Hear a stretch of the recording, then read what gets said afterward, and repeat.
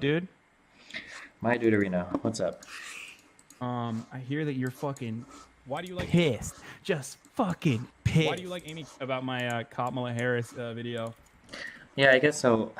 People always get critical of me because I always like call you out for like a random Bernie bro, or not Bernie bro, a Biden bro fact, or not bro. I don't know why I'm saying bro, a random like Biden thing, and then people say that I'm just cherry picking issues or whatever. So this video about Kamala Harris came up in my feed, and I was flying on a three-hour flight. I had nothing to do, so I actually watched the whole thing, and I tried to read into every issue, and I feel like this is like a really, really one-sided, not fairly presented video. What do you mean? Um, I don't know. Do you want to just walk through it, I guess? Um, sure, we can do that. Or we can address like your main points of contention, and then walk through that individually. Yeah, sure. My perspective is like, look, here is my main summarization of Kamala Harris is that she was originally put up as basically like Hillary Clinton but black, and she has like a similar background. Obviously, not as nefarious or as awful. There's not as many like memes about Kamala Harris or whatever that have permeated through political discourse for decades, but still, she is largely she's largely over prosecutorial and has kind of gone back on a lot of the things that she says on the debate stage immediately after she walked back her statements about Medicare for all twice now, I believe, and then some of the things that she's advocated for don't make sense when considering her track record, like on sex workers, for example, which is why I think like Kamala Harris also is not necessarily great. Oh, another thing that she walked back that was similar to what Joe Biden had said, even after that Joe Biden conversation was like the day after. I don't remember exactly what she said, but she said something that was like literally nearly identical to what Oh, she thanks, had Happy. criticized I love you, buddy. for Joe Biden when Joe Biden did it. Okay, I understand that. But I don't know all these claims. I would have to go through like each of these. I'm more curious about like just things that were said during the video. Okay. And by the way, I'm totally willing and able to what do you call it? Hmm. If I got some shit wrong or whatever, like perfectly reasonable. It's a live stream. Yeah, sure. It's probably not my best. Okay, yeah. Um, Okay, so I don't know. Yeah, we'll see where we wind up on this. The first claim that you made in the video was that schools were referring undocumented students to Immigration and Customs Enforcement. There was some 2008 law that she'd written that did that. I don't think this is true at all. It had to do with people that were charged with crimes, right? No, the main distinction is that if you are arrested, you immediately get Referred sent to over ICE. to authorities. This was a Gavin Newsom regulation. I think I mentioned that in the video as well. Maybe I didn't, but Sure, but she there's a sig. she not only defended it after that point, but that was like the specific reason for why that regulation existed. Because the previous in previous instances they had not cooperated with immigration authorities as San Francisco is a sanctuary city. So her statements on how she did not know that that's what the law intended are disingenuous. Sure. Okay. I So think that that's not. I'm not I think talking it's about. not Yeah. cool. I'm not talking. Didn't know. Okay. I'm not talking about that. I'm talking about the idea that schools were referring children to ICE because they were undocumented is far different than the police department was taking people charged with felonies and referring them to ICE. That's two totally different things, right? Arrested without a trial is the main point. There is, like I said, the main point I was hammering in is that the main point that I was hammering in that situation was again that it was a reversal of a previous procedure in which they did not do that. Sure. I'm just I'm focusing on that the Are you start. are you upset at like my framing or something? Because I elaborate on it quite like I mean I elaborated on it immediately after. Well, I understand the elaboration, but what I'm saying, Maybe this what might be an issue with the fact that I what do you call it? I use a Twitter thread to like which had gathered all of these ideas quite well together, things that I already knew about, but what I'm saying but is the claim that schools refer undocumented children to ICE is not true. It's the police department that refers undocumented persons that are charged with a felony, not convicted, but charged with a felony. What did I say there? I don't even remember. Can you? What was my exact statement there? That schools. I honestly don't remember. It sounded like schools were just referring children to ICE for being undocumented. I linked the video. We can go through the video if you want. What? Yeah, we can go through the video. Sure. Where was it? What point was it? Well, here, I linked it. I don't know. Let me link. Or let me listen 1 second. Kamala Harris. Let's take a look. It's on tonight on HBO. All right, let's take a look at what Kamala Harris has done in the past. Number one, she supported a law that forces schools to turn Yes, undocumented guys, over to ICE, fishes in separating a them from their cone. parents. It's because it's for his own good. Okay. Yeah, so it was at 41 seconds. Maybe you misspoke here, but you said that she supported a law that forced schools to turn kids over to ICE. Which sounds really bad. Like, holy shit, like an undocumented kid just at a school just gets referred to ICE. It's horrible. But it was more with people charged. Oh, yeah. Okay, yeah. No, I didn't say anything. I didn't say anything wrong there at all. That is the same policy we were talking about. Okay, I thought that I like misspoke or something. Yeah. So you're saying that you're saying that what, like that that never happened or something? No, yeah, that's not that. No, it didn't happen. That's not the thing. Oh. Like as in what? Like that Schools were never forced to refer children to ICE. Okay. Wait, hold on. Let me see what I said one more time. He supported the law that forces schools to turn undocumented students over to ICE, separating them from their parents. And then she lied about.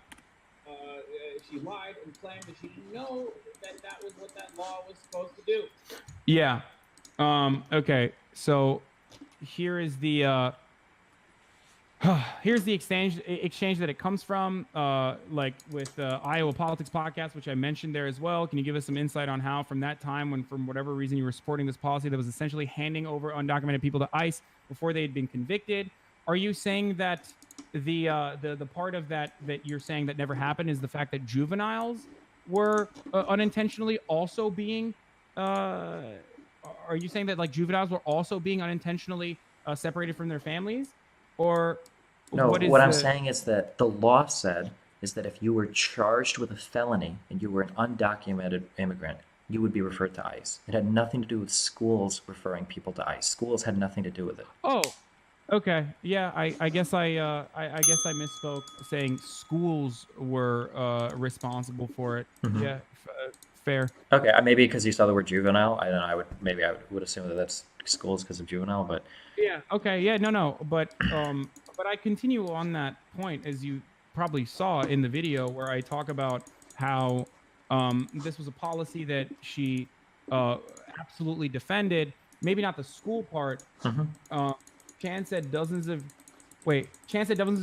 juveniles between the ages of 12 and 18 were reported to ICE each month, both on felony and misdemeanor charges, and some kids were actually deported as a result of that policy. So kids were actually deported as a result of that policy. I guess the difference is that the school wasn't the one. Are you saying that the school wasn't the one that was reporting on it? Well, so do you understand? Do you know where this law came from? What the motivation was for this?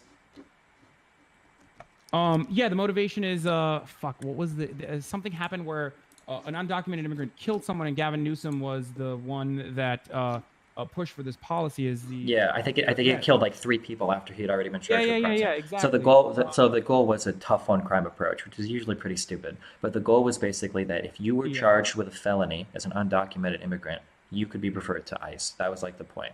But yeah, I guess my point was that it didn't have to do with like the schools. That's it. It had nothing to do with schools. Schools weren't involved in this at all.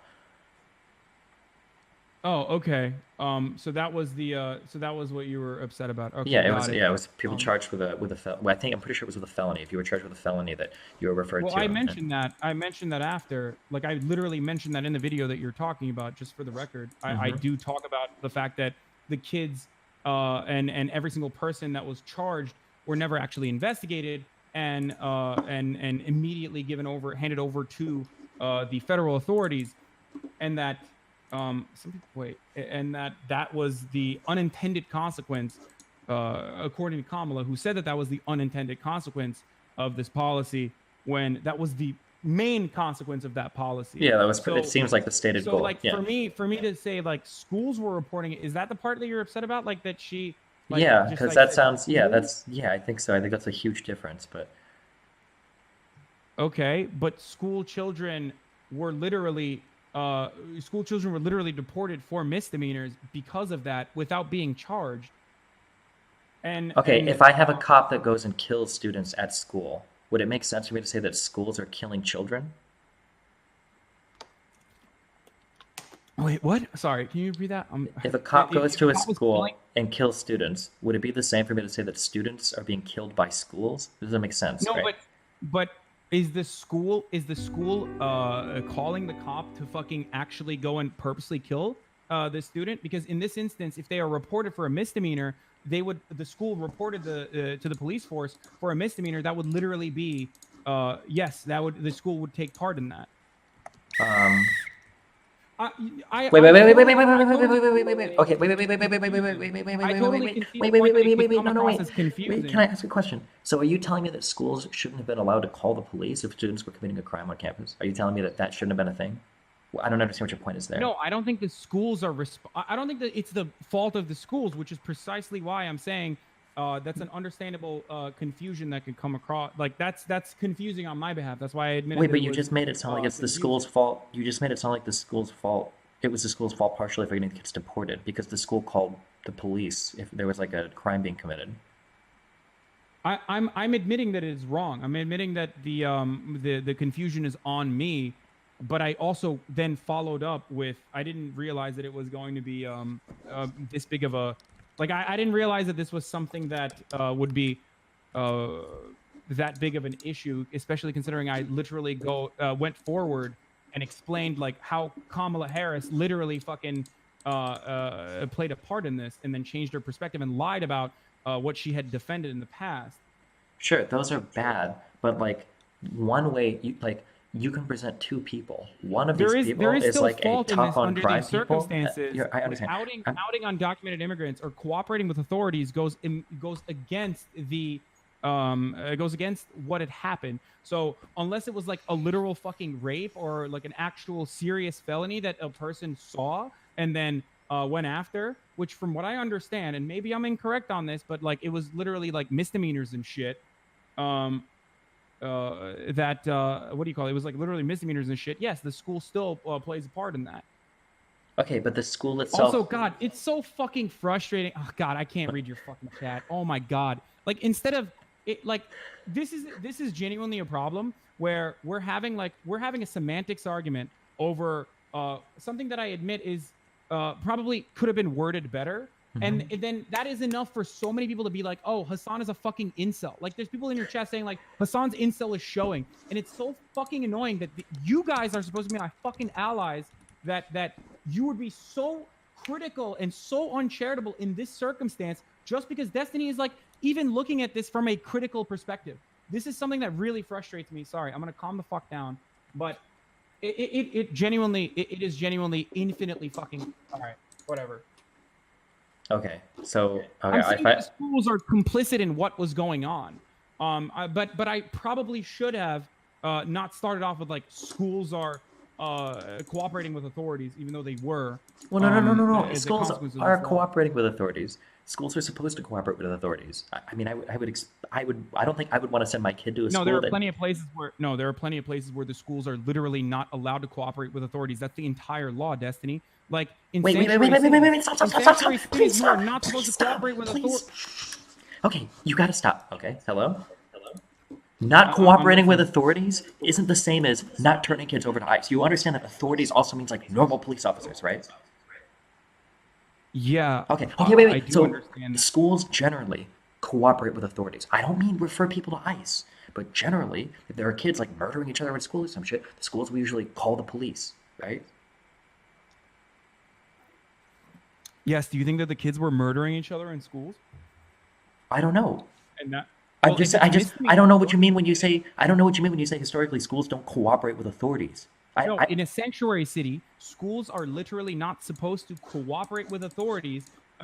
In this instance, I mean authorities, specifically ICE, whenever like a misdemeanor or some shit occurs. Okay, wait. Do you And the understand? police departments are not supposed to cooperate with federal authorities Okay. as well. Do you So I'm understand? saying that Do you under these understand there's a circumstances, huge difference if a between what you just teacher said? or under these Wait. circumstances, Do you understand that there's a huge difference between saying that a school doesn't refer kids to ICE versus the school doesn't cooperate with authorities? There's a huge difference between those two things, right?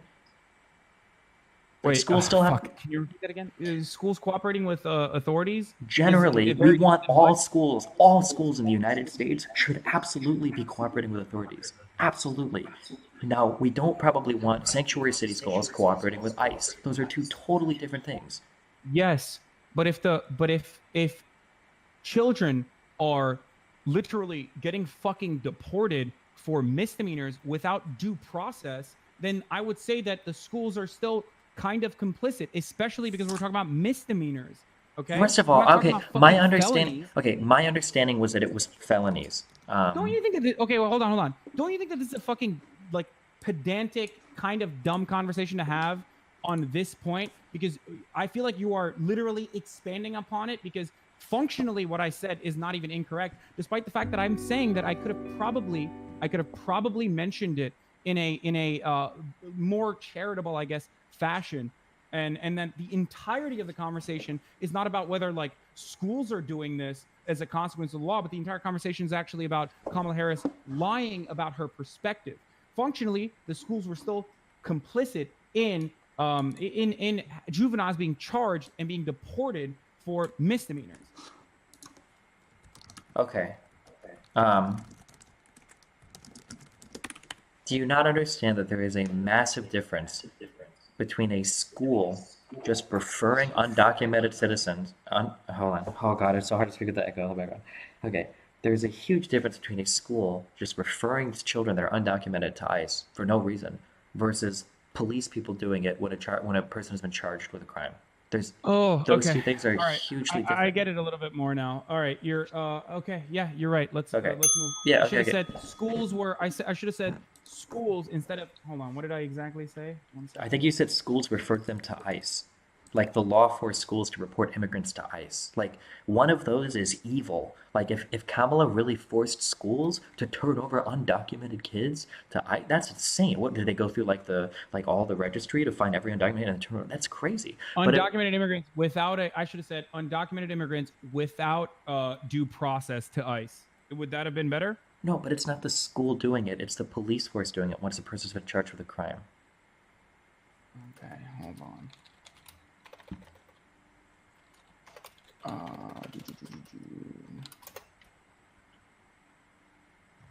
Okay.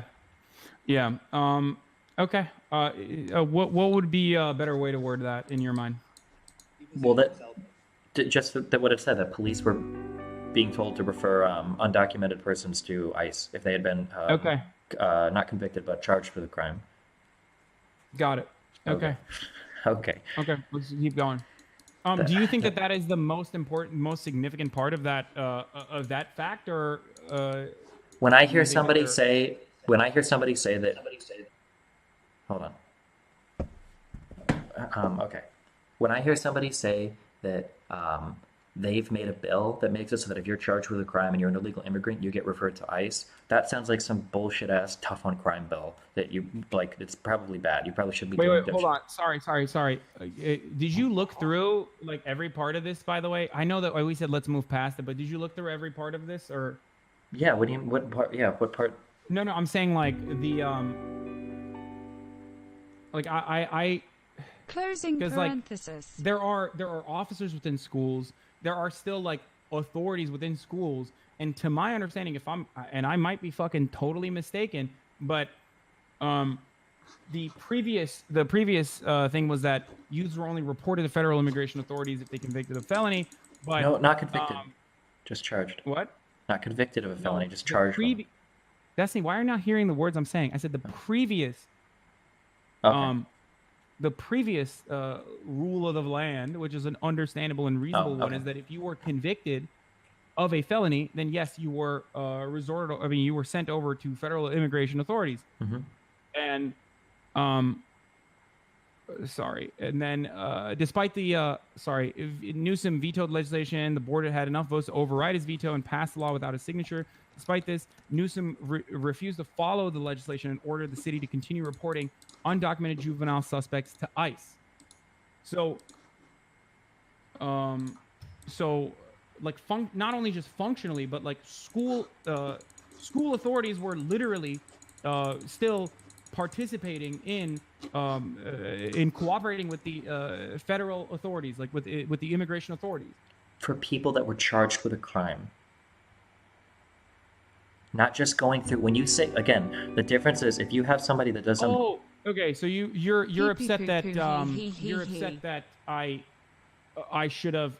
You're upset at the thing that I elaborated on further in like the next couple of seconds when I mentioned that this was something that changed the previous law, which I just mentioned to you, right? And that I mean that was literally like I mentioned further context right after that. It's not about the context. It's the idea that the statement was that schools are referring juveniles to ICE. That's not really true. It doesn't really capture what's going on. It's people that are charged with a crime are being referred to ICE. These are two totally different worlds. Okay.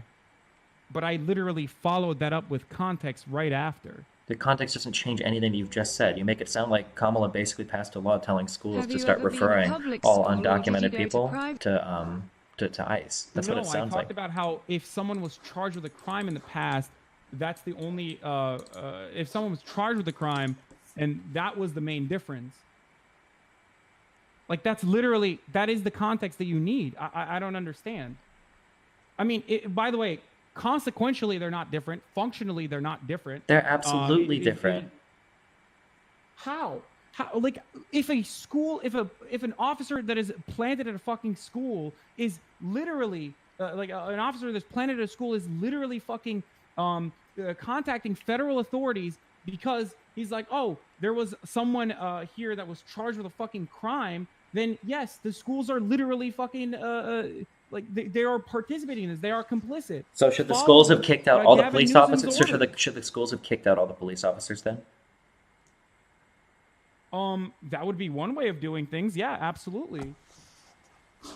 Okay, we can move on to the next thing, I guess.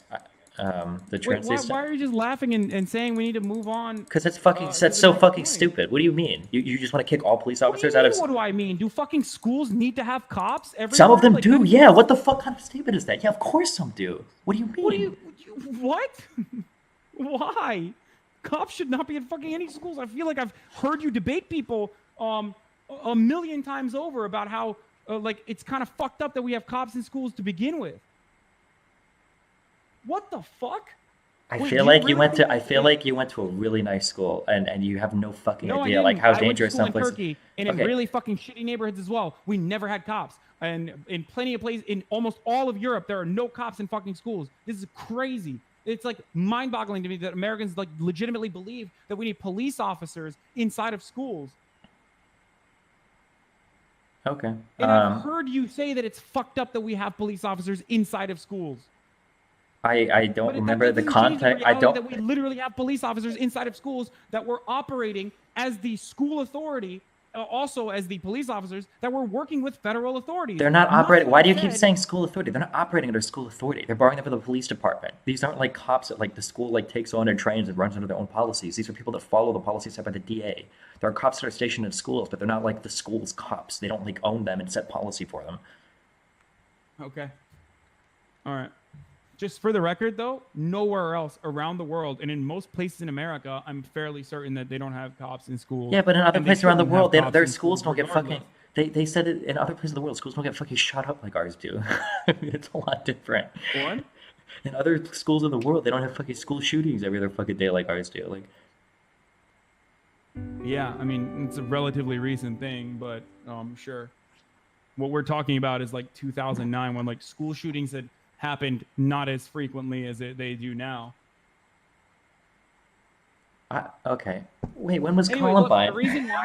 Look, the reason why they have like the reason why schools the reason why schools have these cops to begin with, like they could absolutely substitute it with a fucking security officer if that was what was necessary.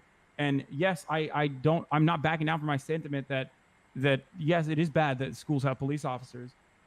Okay, so then your goal. It's fucking nuts. How could you say that how could you say that a decent learning environment, or how could you defend the notion that the decent learning environment has a literal police officer that at any given moment could like lock up someone and play a part in the school to prison pipeline?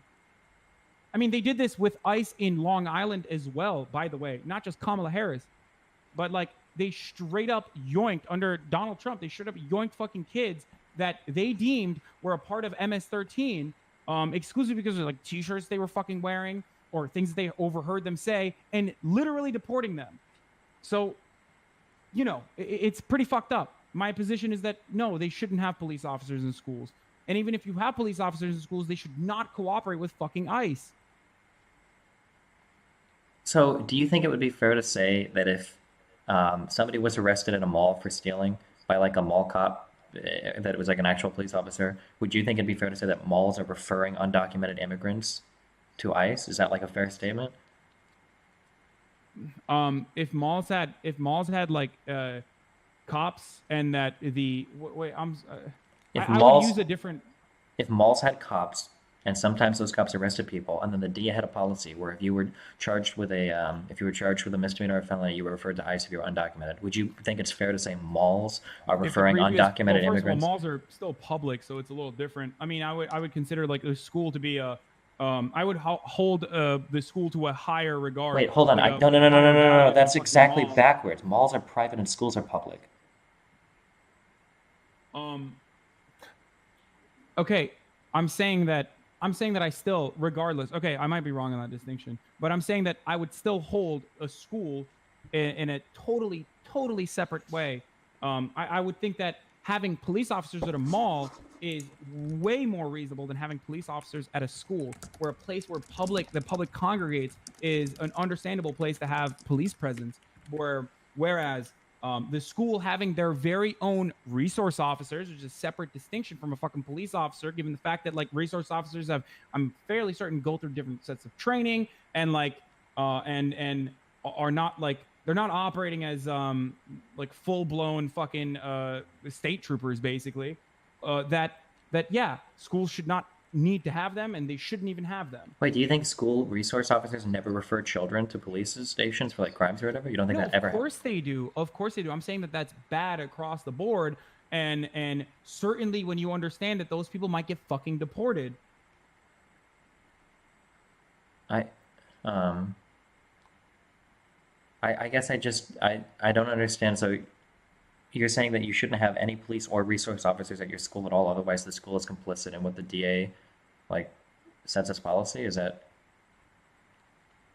Well, my opinion, which I carefully mentioned in that after the statement, is that it is a bad policy and was countered quite rigorously, which Gavin Newsom didn't care for, which Kamala Harris literally defended and then lied about defending. Sure, and it was probably a bad policy because they were referring people to ICE based on charges and not convictions. That's the bad part. But it has nothing to do with schools referring children to ICE. Schools didn't do it. It had to do with police charges. No, I agree that it was a bad policy because you could throw out due process and fucking and kick out children from this country. Yes. Well, I don't know if it's about throwing out due process, but like charging someone is different than a conviction, right? Yeah, but they're not being convicted of a crime. They're being deported for being an illegal immigrant. I understand, and I don't. Obviously, I have a problem with that. Regardless. Sure, but I'm saying that has nothing to do with. But that has nothing to do with due process. If they were charged and they had due process and they were deported after they were convicted, then yeah, that's a completely understandable situation. No. Hold on. I don't know. Hold on. We can have a conversation about that. That's a separate conversation. I don't know what due process means to you. So due process means that if you are charged with a crime, right, you have a right to a public and speedy trial and all that shit. That's like due process. If you're referred as an illegal immigrant under current U.S. standing law, you can be deported for that. There is no due process needed for that. We're not violating due process. And we all operate with that understanding, which is why at no point should any institution that is tasked with educating kids should be playing a part, willingly or unwillingly, in the deportation of juveniles without even their day in court. Yeah, but That was well, my no, that is wait, there is still no my point, wait, and wait, I think wait. that's your point as well. No. There is no day in court for an illegal immigrant to fight being an illegal immigrant. That's not the due process we're talking about. Why do you think sanctuary cities exist? Like, why do you think this regulation existed that Gavin Newsom wanted to overturn? Well, sanctuary cities exist because a lot of their population, I mean, there's a whole host of reasons. You don't want people that are living and contributing to your city to feel like they're going to be fucked by the cops at any time. You don't want to discourage people from reporting crimes, especially sex crimes. Maybe you don't want to cooperate with authorities for political reasons because people don't believe in, the ICE and all that dumb shit. I mean, there's a whole host of reasons. What do you mean? I know. And that's precisely why the school should not play a part in that in any way. Okay, that's but what I'm saying point. is that assigning the school blame here doesn't make sense. Let's say that I go home. Do you not think that look, resource officers are technically under mandate by the school in some respects? Like, of course they are still operating under orders from the DA, but of course they could be kicked out of the school. There are plenty of different ways of dealing with it if this law is supposed to be enforced. Okay, let's say that I'm going to my house, okay? Let's say that I see two shady people hanging around outside my house, and I go inside, and I'm actually nervous. I don't know if they're gonna rob me or what. They're hanging out. Also, due process is still required for deportation. Okay, that's fine, but you're not. Figure out their immigration status. Sure, but we don't care about that, and I know you don't care about that because you don't care about due process for deportation either. Because if they weren't legal, I don't think you would still want them deported, right? So we're not talking about due process for that. Let's say that we have two people that are standing outside. They legitimately make me nervous. I don't know if they're gonna rob my house or whatever. And I call the cops. Let's say that the cops show up. They arrest these two people for loitering or being threatening or whatever. And then they find out that they're illegal immigrants and they refer them to ICE and they get deported. Am I, as a homeowner, the person that reported them, am I now complicit in deporting illegal immigrants? Is that on me? Do I have that liability? Yes. Okay. So should people just never ever call the cops ever then? Yeah, I suggest against that. Yes. Okay. I mean, we just have a totally fundamental view of this, I guess. Then. Yeah. But to some extent, certainly that is. No, not to some extent. We are completely diametrically opposed to this issue. I guess we are. I guess when I started the video off, it sounded like it feels like there was a huge. It's kind of shocking that this analogy that you're using is I mean, you're not in any way associated with the fucking random strangers that are standing outside of your house, Steven. Whereas as a fucking school, you are absolutely associated. No. I was just educate these kids. No, I was just asking if you were complicit. So you have a better understanding of maybe we shouldn't fucking cooperate with the authorities. So we are technically complicit. It is a terrible analogy that you just used, and it is a rather reactionary one, which I don't even think you agree with. It's not a reactionary one, okay? It's a totally valid question. Let's say that a woman gets raped by somebody that's Hispanic. Do you think that when she reports it to the cops, is she being complicit now and getting people deported? Of course not. Wait, why not? Why not? Because she's victimized by a fucking crime. It's not a random misdemeanor of a student. She's being victimized by a fucking crime by a stranger or even someone that she knows. Sure, okay. So let's say that. Sure. So a resource officer being like, "Oh, I just saw you fucking steal. Sorry. Guess you're out of here, buddy." Sure. So let's say that 14-year-olds out of this country. Sure. So let's say that a woman is at a party. She starts walking home and she's being followed by some people and she's getting nervous. She doesn't know if she's going to be assaulted or what. Let's say that she calls the cops there. Cops arrest the two guys and they get reported to ICE because they're illegal immigrants. Did that woman, is she playing a part then in calling the cops and getting illegals deported? Should she not have done that? This is hurting my brain, dude. It's hurting your brain because a random stranger walking and feeling threatened by random people is entirely fucking different than, like I said, a school participating in this thing that they know they shouldn't be participating in. I'm only asking this because you said they fucking possibly can. You said to never call the cops. So I'm asking you if you really feel that way. You said you should never call the cops. So it sounds like you don't actually feel that way. Wowie. Okay. You, in the comfort of your own home, calling police officers because you saw some random people that scared you is a little different than a woman walking home at night or a man walking home at night alone and feeling threatened by the presence of other people. They would still be somewhat complicit, but it's not the same. Okay. And that under that Okay, circumstance, so then okay, wait, so that's weird that they fucking call the sure. cops. So okay, there are I two probably things. wouldn't. Sure. And So I there are would two. urge someone else to not do that as well, but it's more understandable, and it doesn't really matter because under none of these circumstances do you have an obligation to the person that you're fucking calling the cops on. Okay. I mean, do you see what I'm saying?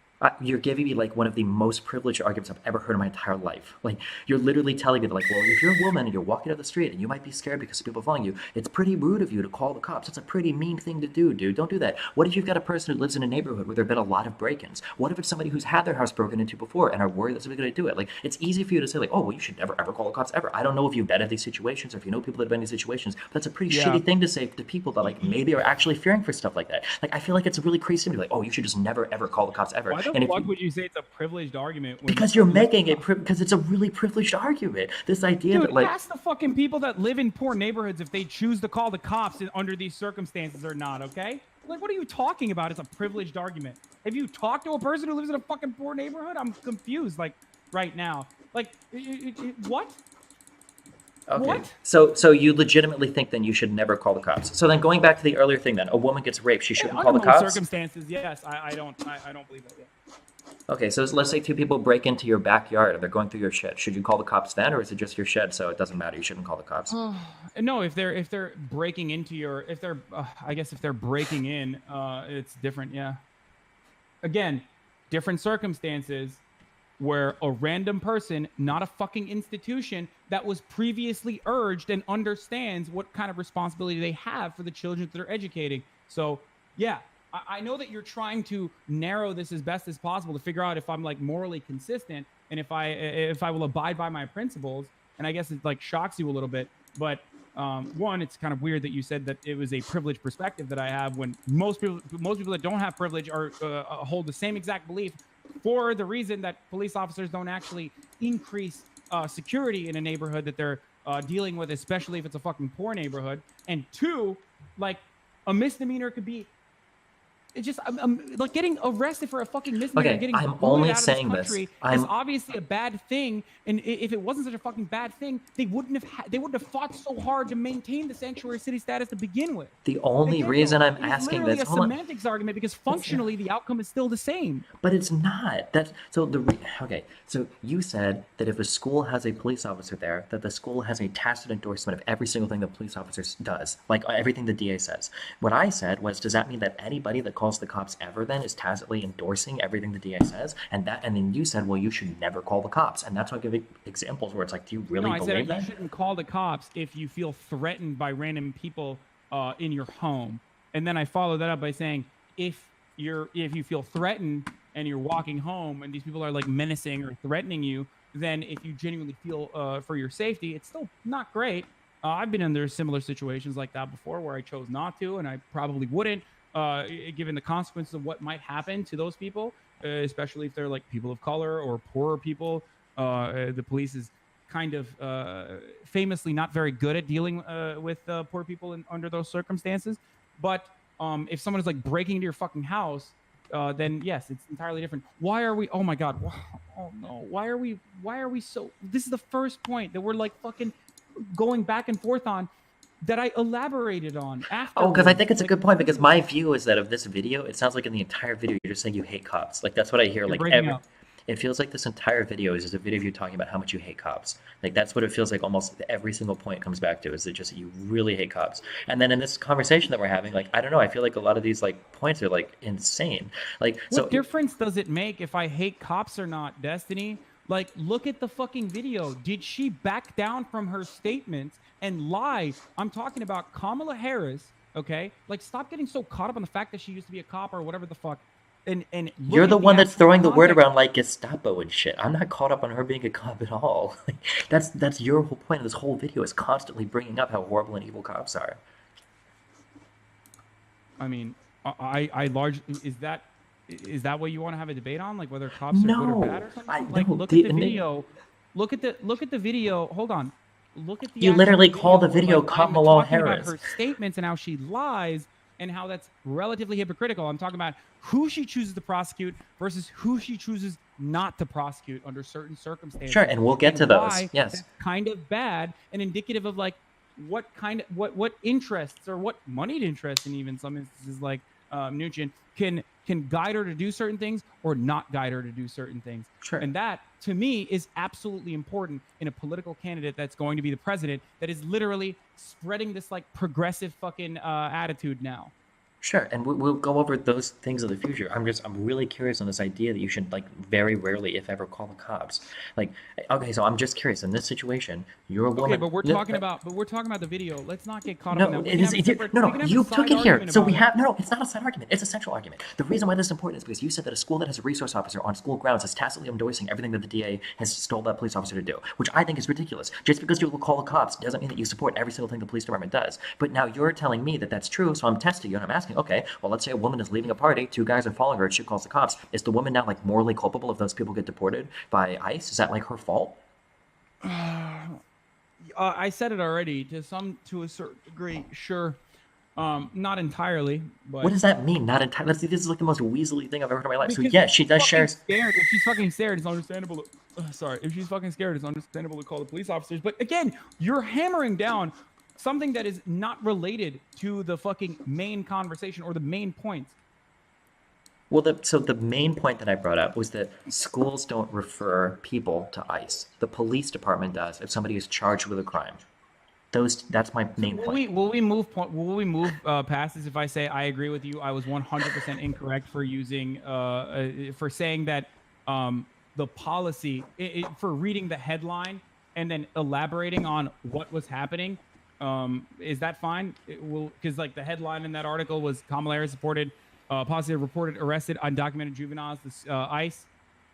I guess. Yeah, we can move. Yeah, we can move past the truancy thing. We can move past. I shouldn't have used it. I shouldn't have said schools. I should have said school resource officers.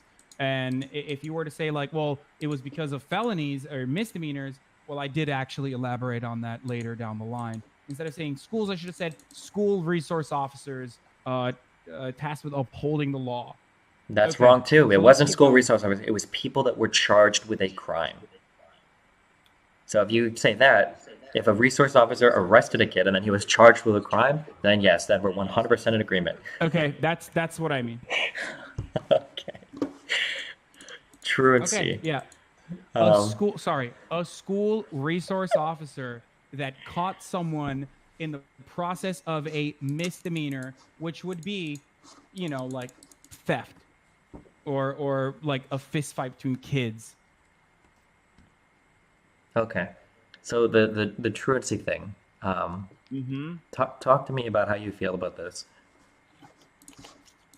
I think that using intimidation tactics and using the state in this sort of way to force parents into making sure their children have to go to school is awful and indicative of Kamala Harris's perspective on how to use the law and how to use state-sponsored violence, or the threat of state violence, rather. Okay. What else do you think Kamala could have done? Not force that, not put that in place. Okay, so I'm curious. Let's say you have a situation where you have a parent or two that are just lazy, they don't really want to send their kid to school, and you're the DA. Do you think that you should just leave it be and say whatever, and then the kid just doesn't go to school, or do you think you should try to take steps to alleviate that? No, you should use, as the DA, you don't really have a lot of power in that regard. But if you were a more progressive DA, then you of course don't do anything about it. And as a independent civilian, independent citizen outside of that, you use your fucking power to vote. Yep. Okay. I don't care about any of that. I agree with everything. Education, rather than and like force for better education, better funding for education in those regions, rather than use your fucking powers to be like, we're gonna scare the shit out of some mothers, including like one of the there was like a homeless mom who was threatened by police officers. She was a fucking parent of like 3 children. Like there are actual real victims of this. It's not like It's not like the image that you're portraying. Okay, in so your what you mind just where said it's with like- her, what you it's not just the said. images that you're Okay, portraying okay, in your mind can we where not it's ramble like, for 10 oh, hours? these Because you just mothers brought are up like just 20. lazy. Yeah, okay, fuck it. They're lazy. They shouldn't go to jail, or they shouldn't be threatened with jail either.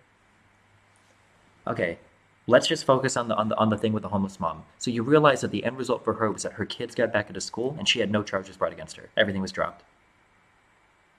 So she wasn't a victim of this. That woman that you're citing is an example of this actually working in an incredibly positive way. Because they brought in law enforcement, they were able to get her connected to the school resources, they were able to get her kids going to school, and all the charges against her were dropped. The end result, at the end of the day, was her kids that weren't going to school are now going to school.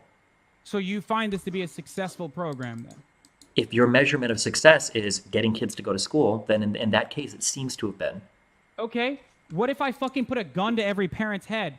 That's a successful program, right? Because every single parent and every single child ended up going to every single child ended up going to school. Like what a ridiculous a metric of success you have here. Where I don't you're know. literally where I'm using this as an opportunity to showcase the willingness of Kamala Harris to utilize the monopoly that the state has on enforcing certain rules through state violence, through the threat of state violence, through stealing people's fucking freedoms away from them for not even a truancy, for truancy violations. And you're saying that, well, just because it was a threat, it's okay. Okay, I don't know what the monopoly on state violence has. I mean, I don't know if we're going full libertarian with these arguments, but no, but the state does have a monopoly on violence, right? Unless you think that the black mothers were like, oh yeah, I'm gonna actually fucking 360 no scope these police officers are coming in. Yeah. Well, yeah, we want the state to have a monopoly on violence, don't we? Isn't that like, do we want other people just like murdering each other randomly in public? I don't understand.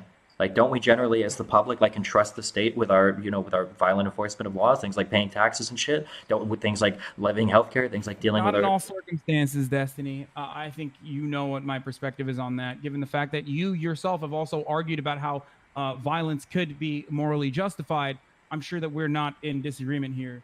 Yeah, I agree that it could be, but in an ideal world, we would absolutely want the state to have a monopoly on violence. We don't want normal citizens enacting violence unless Again, we feel by the need way, for. we're talking about enforcement in this circumstance, and we're talking about what that says about Kamala Harris, and you're caught up on like the seventh layer of like something I said about the state having a monopoly on violence. Why Because are you doing no, that? but because Let's have a conversation sure. about what this says about Kamala Harris. Yes, in we which can. she literally said that if the results are if it's just the threat of jail time and that the results are positive, then it's okay. You and I have a fundamental disagreement here. Okay, because my problem is that the way that you're framing all of this makes it seem like Kamala Harris is literally fucking Rita from the fucking Power Rangers. She's like the worst person in the world. Do you not think that it is unnecessary? Do you not think that this was excessive force? Do you not think that locking up, or the threat rather of locking up mothers for truancy is unnecessary or excessive? If you don't think that, if you think that it's not unnecessary, then we can have a conversation about that. I don't know where I would fall on it.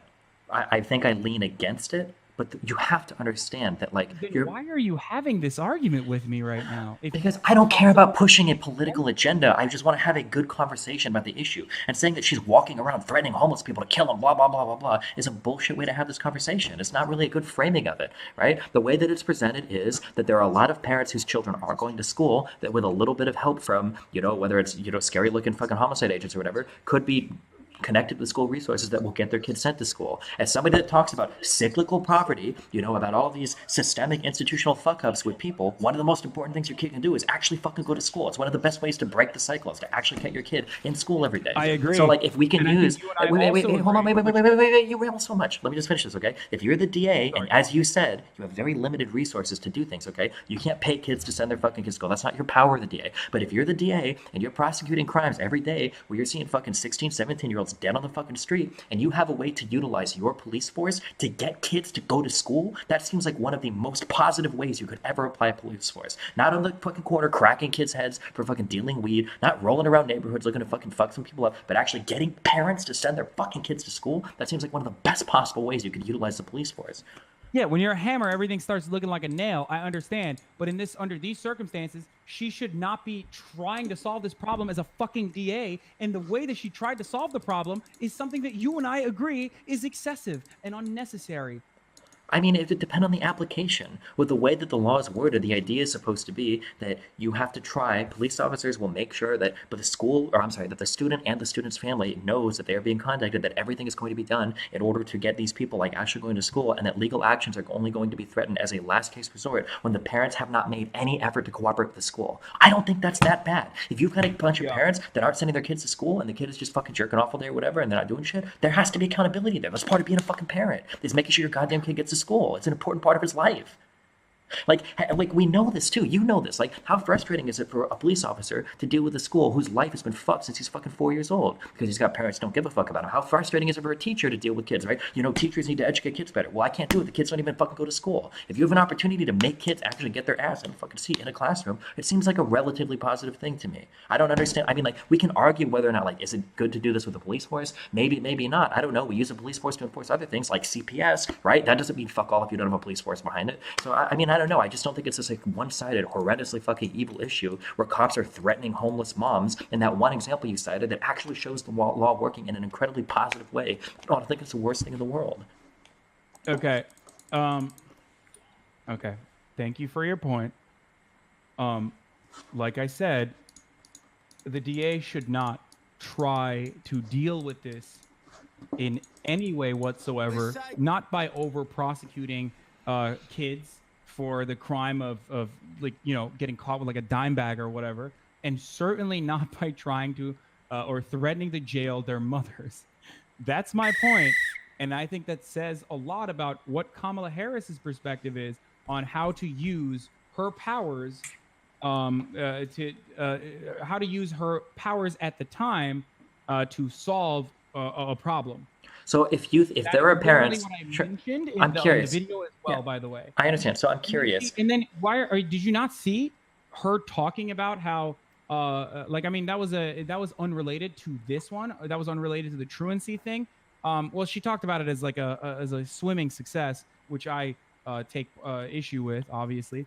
But then like this is a like an entire analysis of her perspective, looking at like her understanding of like funding schools versus funding prisons, and her track record shows that she is on board with funding prisons and saying that the funding of schools is a laughable, idealistic perspective. That's absolutely not what she said. That's not what she said. She even said at the beginning of that statement you clipped that conceptually she's on board with it. But realistically, you have to fund your prisons. And dealing with idealistic progressives that just want to defund all prisons and defund all cops and throw everybody out of jail, blah, blah, blah, that's an overly idealistic... Wait, is that what the opposing side was doing? They were saying, we need to defund all prisons now. We're at, like, all of a sudden, the entirety of the Democratic legislature of California was a bunch of prison abolitionist anarchists? No. And I fucking went in extensively to talk about what circumstances led to her saying that. Destiny, come on. Why are you... Wait, what do you mean? What's confused. She literally says in the video that you have to address crime in a community. That's all she's saying. I don't think it's that, like, hyperbolic. I don't think it's the word, like, why do I have 3 pallets of murder? There are people in cities that don't feel safe. You have to address that. And just screaming, build more schools, not more prisons, doesn't really do anything to alleviate those people's fears. And if there's anything you should know as a citizen of the United States, it's that people are fucking motivated by fear to vote for shit. It's why we were in Iraq. It's why we voted for the Patriot Act. It's why Trump is a fucking president. Like, it's why Brexit happened. I know, but I don't agree with that. I don't like that. And I have the right to be like, I don't think that is a good way to go about it, or a good way to farm for fucking votes. That's what I'm saying. Okay. Do you have additional information as to why that would not be Kamala Harris's actual perspective when she literally voted on a bill that also followed that protocol? Wait, what do you mean? On perspective on what? That she doesn't want to fund... You're saying that her perspective is she doesn't want schools to be funded? Not schools to prisons directly, but like it ties back into the truancy stuff, and also the thing that I mentioned before of like of following through on Gavin Newsom's reversal of a sanctuary city provision, all fit into that same exact narrative. But it doesn't. You're picking and choosing what you want. You're ignoring the fact, for instance, that Kamala has always been in support of people like dreamers. Kamala has always been in favor of protecting the city's sanctuary status. That's one of the reasons why they gave, now I don't know if it's bullshit or not, one of the reasons why they gave changing that law is because they were worried that if it was charged in court, that the city would lose its sanctuary state status. I don't know if that's true or not, if she was trying to cover her ass. It kind of sounds like she was trying to cover her ass. But historically, no, the narrative doesn't fit your point of view that Kamala Harris is some illegal immigrant-hating DA, because it seems like she supports other things that are in favor of illegal immigrants, like the Dreamer stuff. Okay, you can be in favor of, dude, that's literally what my point is. My point is that on certain issues, she advocates for things that she does not advocate for, or that she does not show in her track record. That's my point, is that Kamala Harris, like, the entire video is based around, and my summarization was literally that Kamala Harris says one thing, but she doesn't actually show that she has done that same thing throughout her career when she had the power to do so. That's my point. I understand that, and your conclusion logically like, she literally follows. got fucking PolitiFact fact checked for like half the shit that I have on here.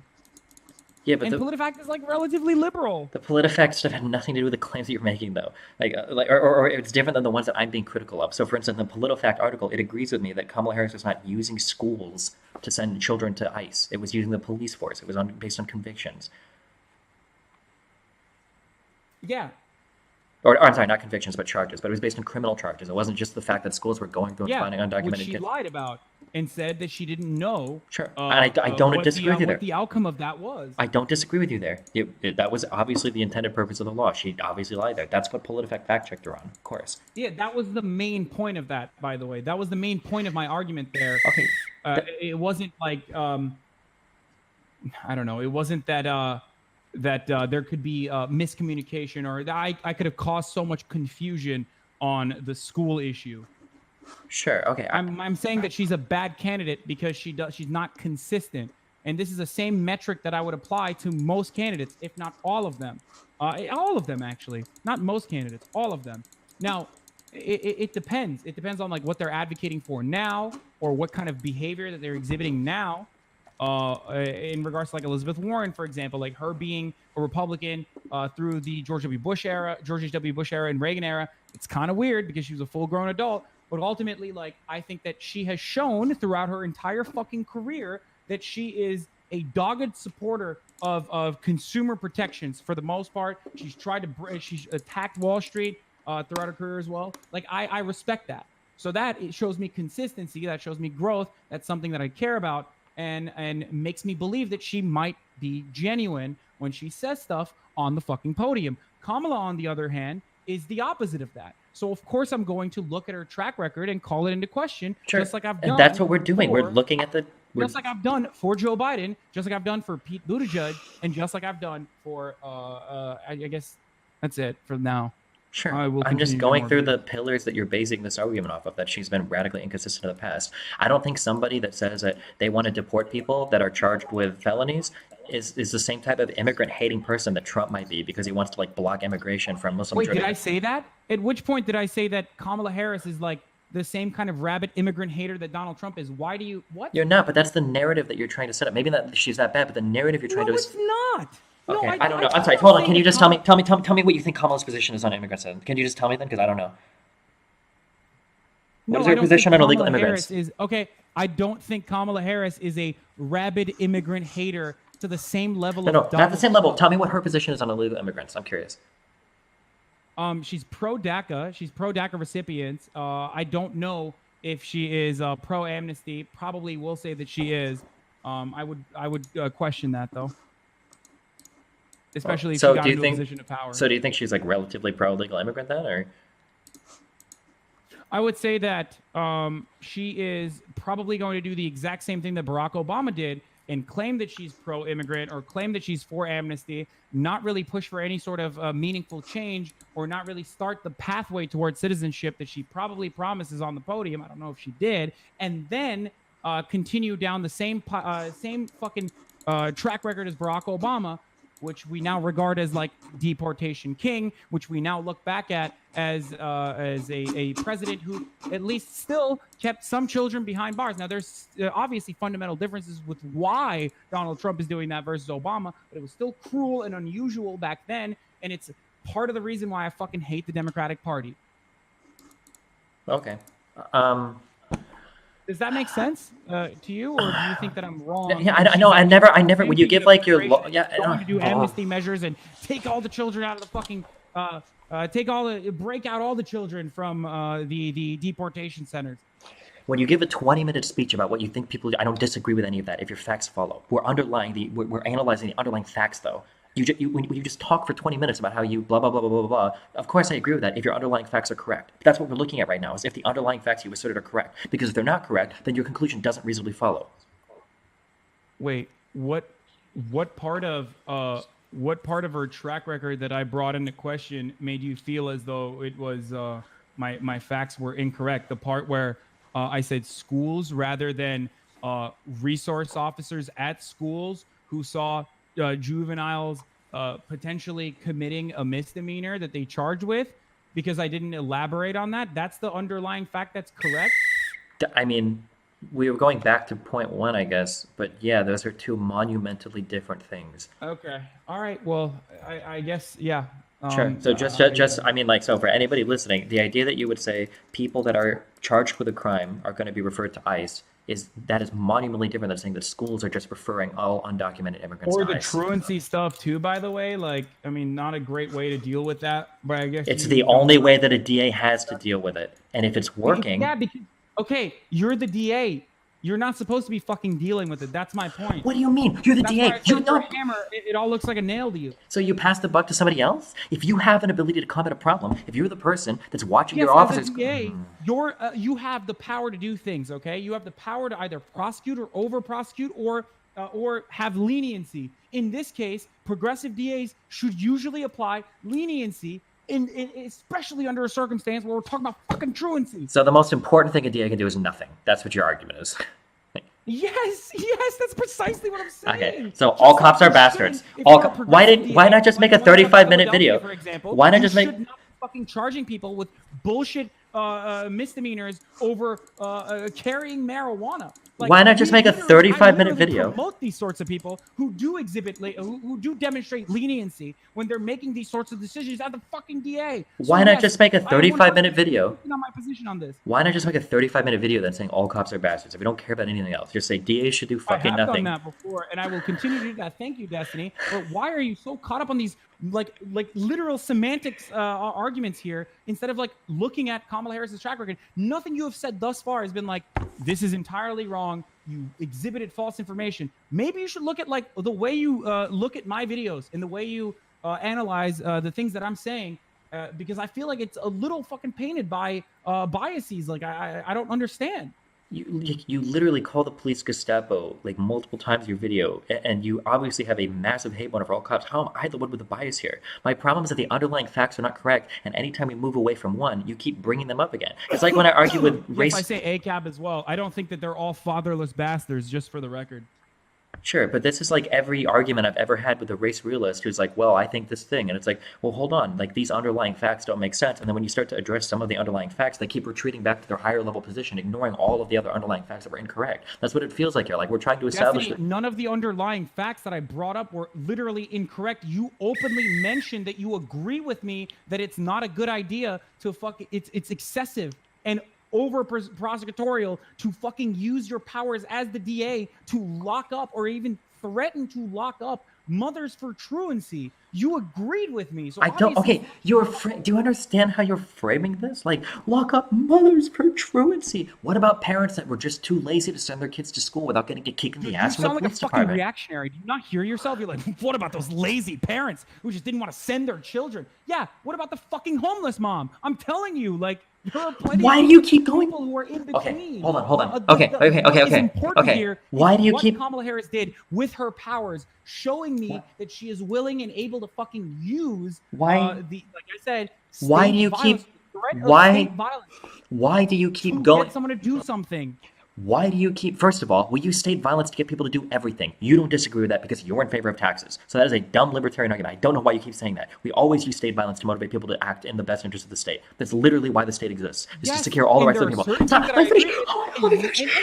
can you not see this? There are certain things that I agree with in regards to state violence. There are certainly things that I disagree with, like truancy, when you're utilizing state violence. And your answer to this basically, and maybe I'm fucking strawmanning you, but you've been doing that the entire time this debate, so I'm just gonna say it. Maybe your point is, well, it doesn't matter if people are threatened because there are a lot of lazy mothers out there, and also it worked because it increased school admission by 20%. Who is supposed to make kids? Let's go out to let's round up all the fucking kids and force them on the buses with guns. It'll increase school admission by 100%. It's excessive. You already admitted that it was excessive. Why are we having this argument? Who should be making kids go to school? Positive influences, positive reinforcement, okay? Not negative, not pushing kids to go to school. Positively getting learning environments, especially in underfunded areas, to have good programs, to have good teachers, to have better opportunities so that kids can go to school. Basketball programs, basketball leagues, like sports leagues. Okay, stop. Resources, yeah, sure. So let's say given sure. to schools so that they, like computers, shit like that. Not a fucking cop that's threatening your mom with going to jail. Okay, let's say the kids still don't go to school. Agree on this, don't we? Oh my god. Let's say the kids still don't go to school. Who should be in charge of doing it at the end of the day? Or do you just say, fuck it, just they don't have to go to school? Who cares about who cares about cyclical violence or cycles of poverty or anything? Fuck it. Steve. No, I'm curious. Can you just answer the question? Who should force them at the end of the day? Or should nobody force them? Wait, can you not answer that question? You can't answer the question. Unrealistic fucking corner right now. It's not. This happens. Wait, you don't think... percentage. Obviously, it shows that when schools are more funded, that the admission goes up. So, like, that's the point, right? We're not trying to get to 100%. We can't. I'm asking you, who, at the end of the day, if the parents aren't doing it out of laziness or whatever, who should be involved? Why are you saying that ends justify the? Why are you making the ends justify the means argument in an argument where you agree that the ends are? The means are fucking excessive. Okay, I make the ends justify the means argument all the time. I make the ends justify the means argument because I'm a consequentialist, so I will always make the ends justify the means. Okay, but that's not relevant to anything we're talking about. That's when it came to schools and when it came to schools being a part of the school to deportation pipeline. So obviously you weren't a consequentialist there, but I guess you're a consequentialist under this circumstance because the consequence of what? No, you don't let me finish a single thing. Let me know when you're done. Okay. Holy shit, he can call me back. Oh my god. I can't finish a single fucking point. Holy shit. Hey, how's it going? Okay, are you calmed down? I am. Okay, you gotta let me finish a single point, dude. Holy shit, you've talked like four times as much as me. Go ahead. Okay, go ahead. I know. So I'm you really literally just said, okay, I'm in favor of consequentialism when it's making kids go to school, but I'm not in favor of consequentialism when it's deporting kids. No fucking shit, because deporting people I generally consider to be bad, making kids go to school I generally consider to be good. How the fuck is that confusing to you?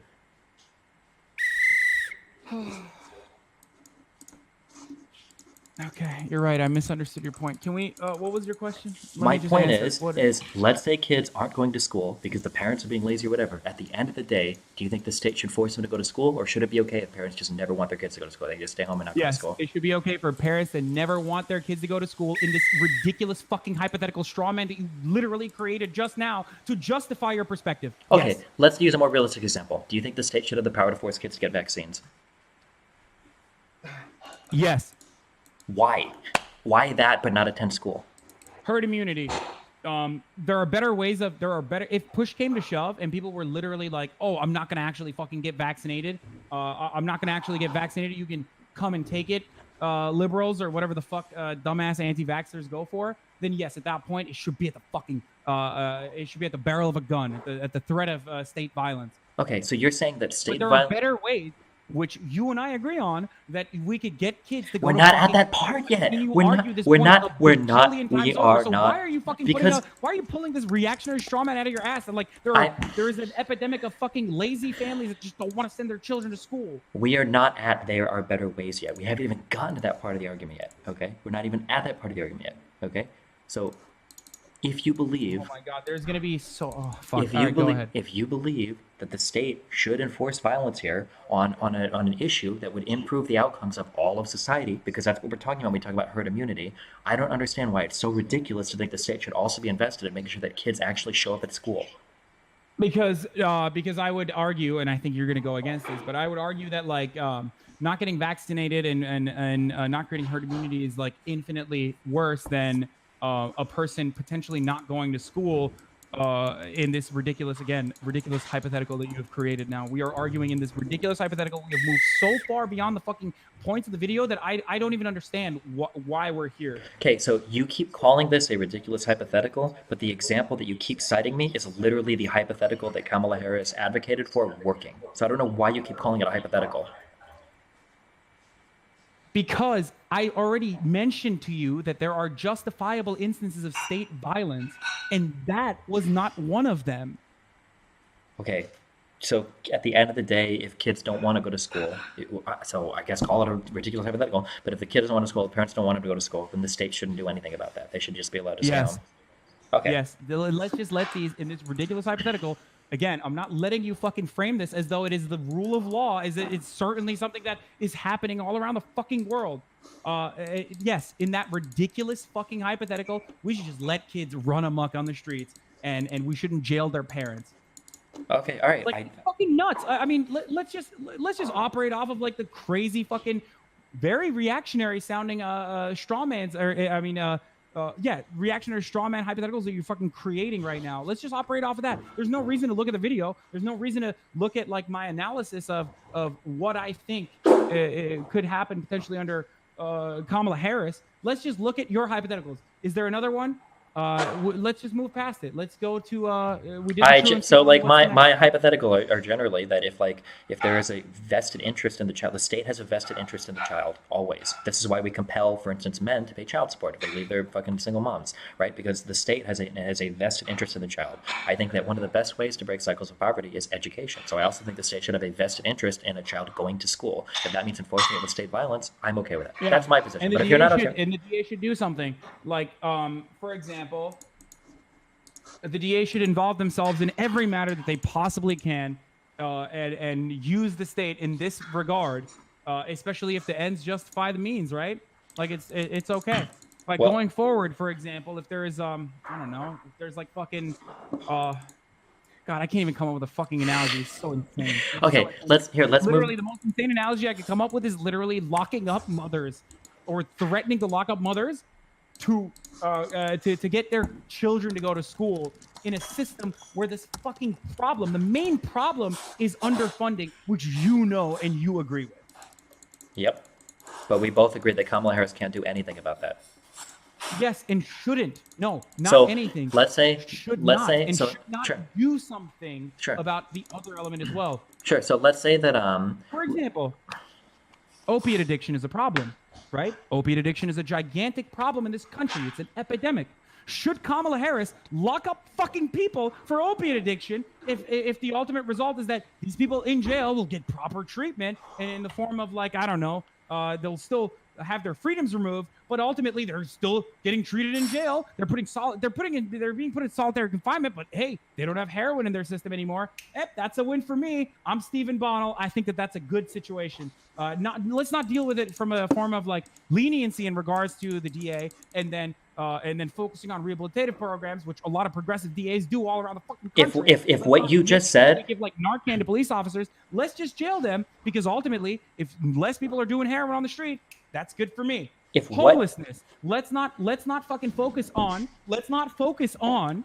Like building sustainable public housing for homeless people. Let's just fucking throw them in jail, because ultimately there will be a shelter over their fucking heads. Won that argument too. Destiny, you were killing it with this DA analogy, dude. I mean, the ends justify the means, Destiny. Why aren't we doing that? Because in every example you gave, the end is bad. In my example, the end is good. I don't know how you can't understand the difference between that. What do you mean? The end is the same. It's still, the end is the same. Less people. Technically, people got robbed of their freedom under these circumstances, but technically they stopped. Why do you keep giving me all of these weird libertarian arguments? Why are you concerned about people's freedom? What the fuck does that have to do with anything? Why are you throwing all these like libertarian platitudes at me? mean? This is not a weird. Why are you saying that this is a weird libertarian argument when obviously my entire perspective when it comes to the criminal justice system is that cops should dial it way the fuck back. No.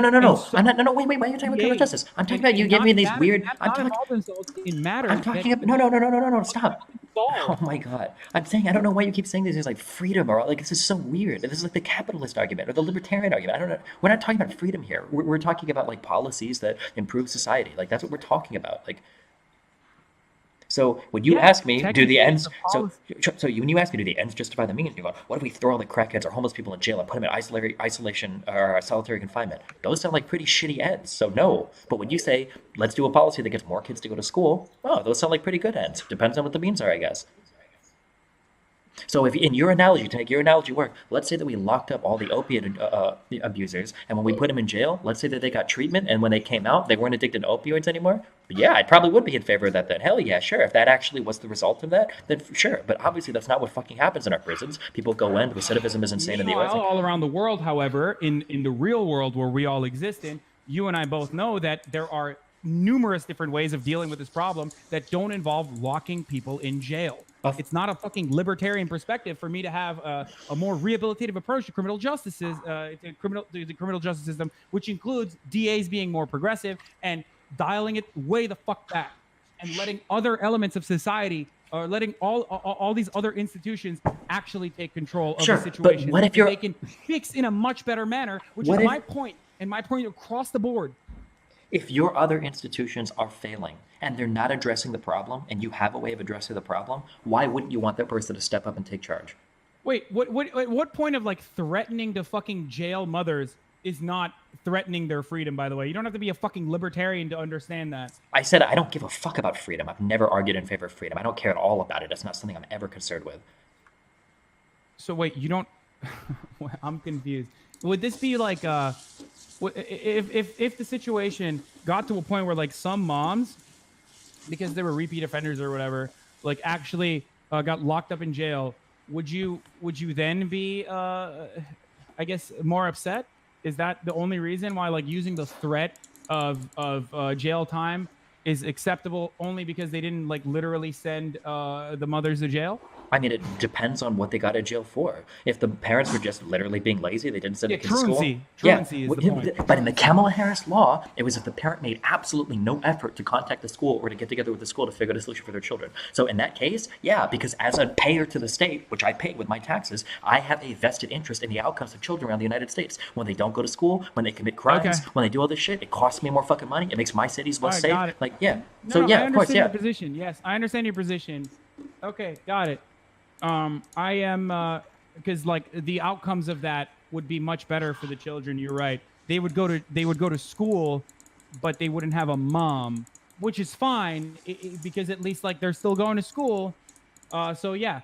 No, that's sounds cool to me and very reasonable and very good way to go about it. But the better way is if your parents are lazy, just hanging out at home and you're just running around fucking all day in the front yard because your parents don't give a fuck and you go to school or not. This is why I say you sound fucking reactionary. You just gave me a reactionary thing. What are you talking about? Dude, you make it seem like there's like a problem of lazy parents out there who are making the personal choice, individual choice. What other alternatives are there? What other alternatives are there? You and I both know that it's a consequence of underfunding. What other alternatives are there? You're exacerbating the problem. You're making it worse. Okay. What other alternatives should not be dealing with these issues? What other alternatives are there? What other alternatives are there to the parent being lazy if the people don't actually get charged with something unless they've made no effort to contact the school?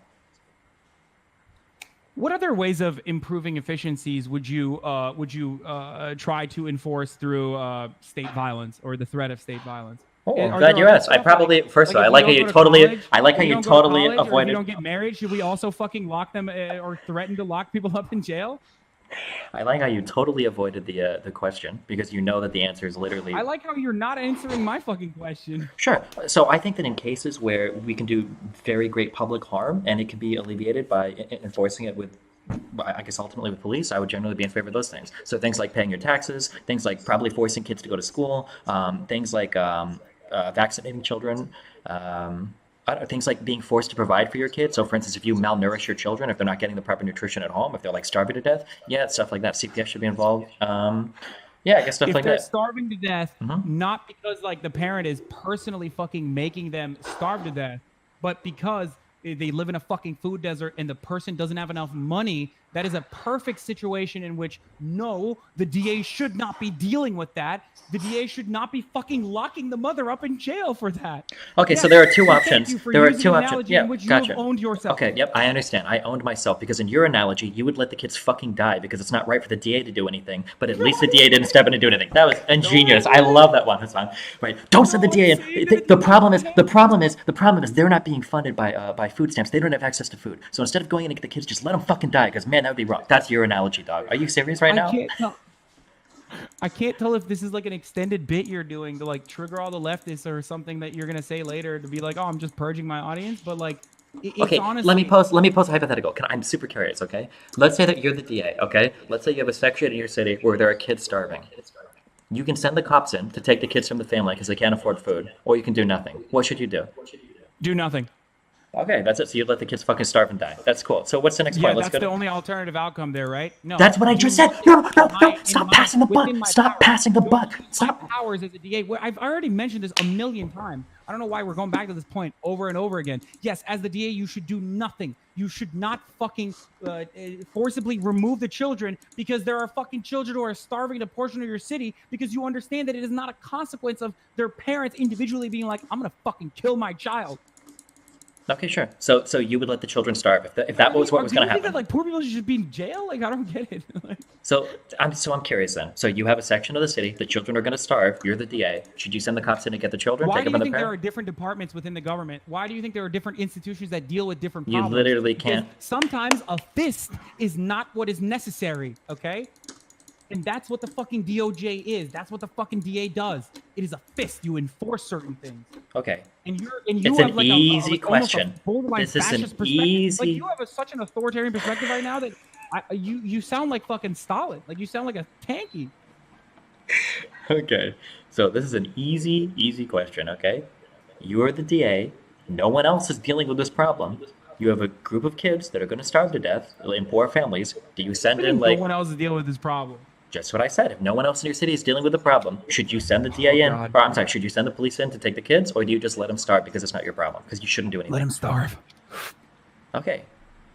So that let him starve in your ridiculous hypothetical once again. So this isn't a ridiculous hypothetical. It's literally what was happening with the Kamala Harris thing. She wanted to get more kids to go to school. Schools in California don't get proper funding. If you follow any California news, which I know you do, you know the teachers are striking right now because they're not getting fucking paid. So if they don't have the funding to do it and kids are going to school, Kamala said, well, fuck it. I'm going to do what I can to help this problem.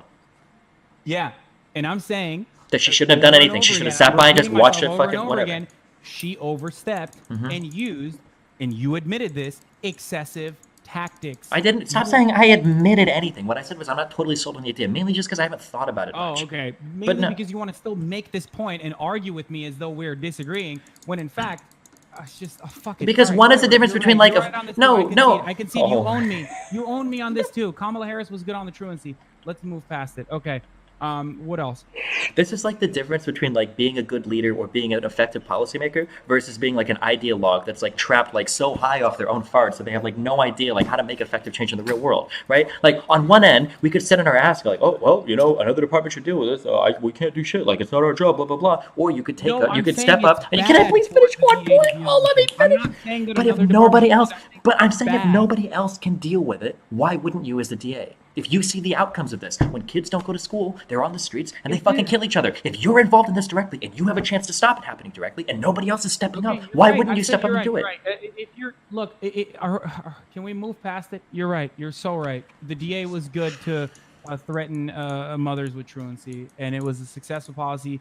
You defeated me in the marketplace of ideas once again. Please, can we move past the next point? It's like all you're doing is overwhelming me with ridiculous hypotheticals that do not exist on the fucking planet. So every hypothetical I'm pointing is literally has. Sure, I understand. Okay. Literally, so just to state the facts, every hypothetical I pointed to has a direct analogy to exactly what we're talking about. I don't think I've used a child rape analogy once. Oh, I should have earlier. If I said if a child was walking home from school, should they call the police? Because then it would have been a child rape analogy. But okay. Um, what was our next point? Like, okay, I don't know. You're the one who watched it, What was this and we're ridiculous point about Kamala not prosecuting Steve Mnuchin or whatever, Mnuchin? I don't know how to pronounce his name. And then okay. bringing up the fact that 5 years later, she got a $2,000 donation. Like that was a quid pro quo or something for his multi-billion-dollar, like, I think Kamala Harris's failure to prosecute Steve Mnuchin is indicative of her opinion is indicative of her perspective when it comes to defending those in positions of power, and absolutely showcases that she is not going to be tough on Wall Street crime or instill tough regulations that are an absolute necessity.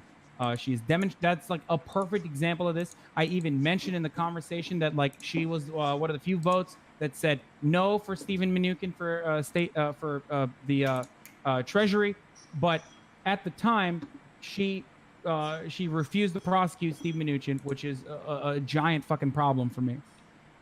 As far as the quid pro quo goes, I think it's still important that her campaign was one of the few people that the Donald Trump that the Trumps and Steve Mnuchin paid into. It shows that not that she's like interested in reaching across the aisle, but more so interested in can get favors from very far right wing. sure. Or So, sure, I understand what you're wealthy, saying. So, okay, wealthy I understand. Okay, so in your world, tell me why Kamala Harris didn't push for charges.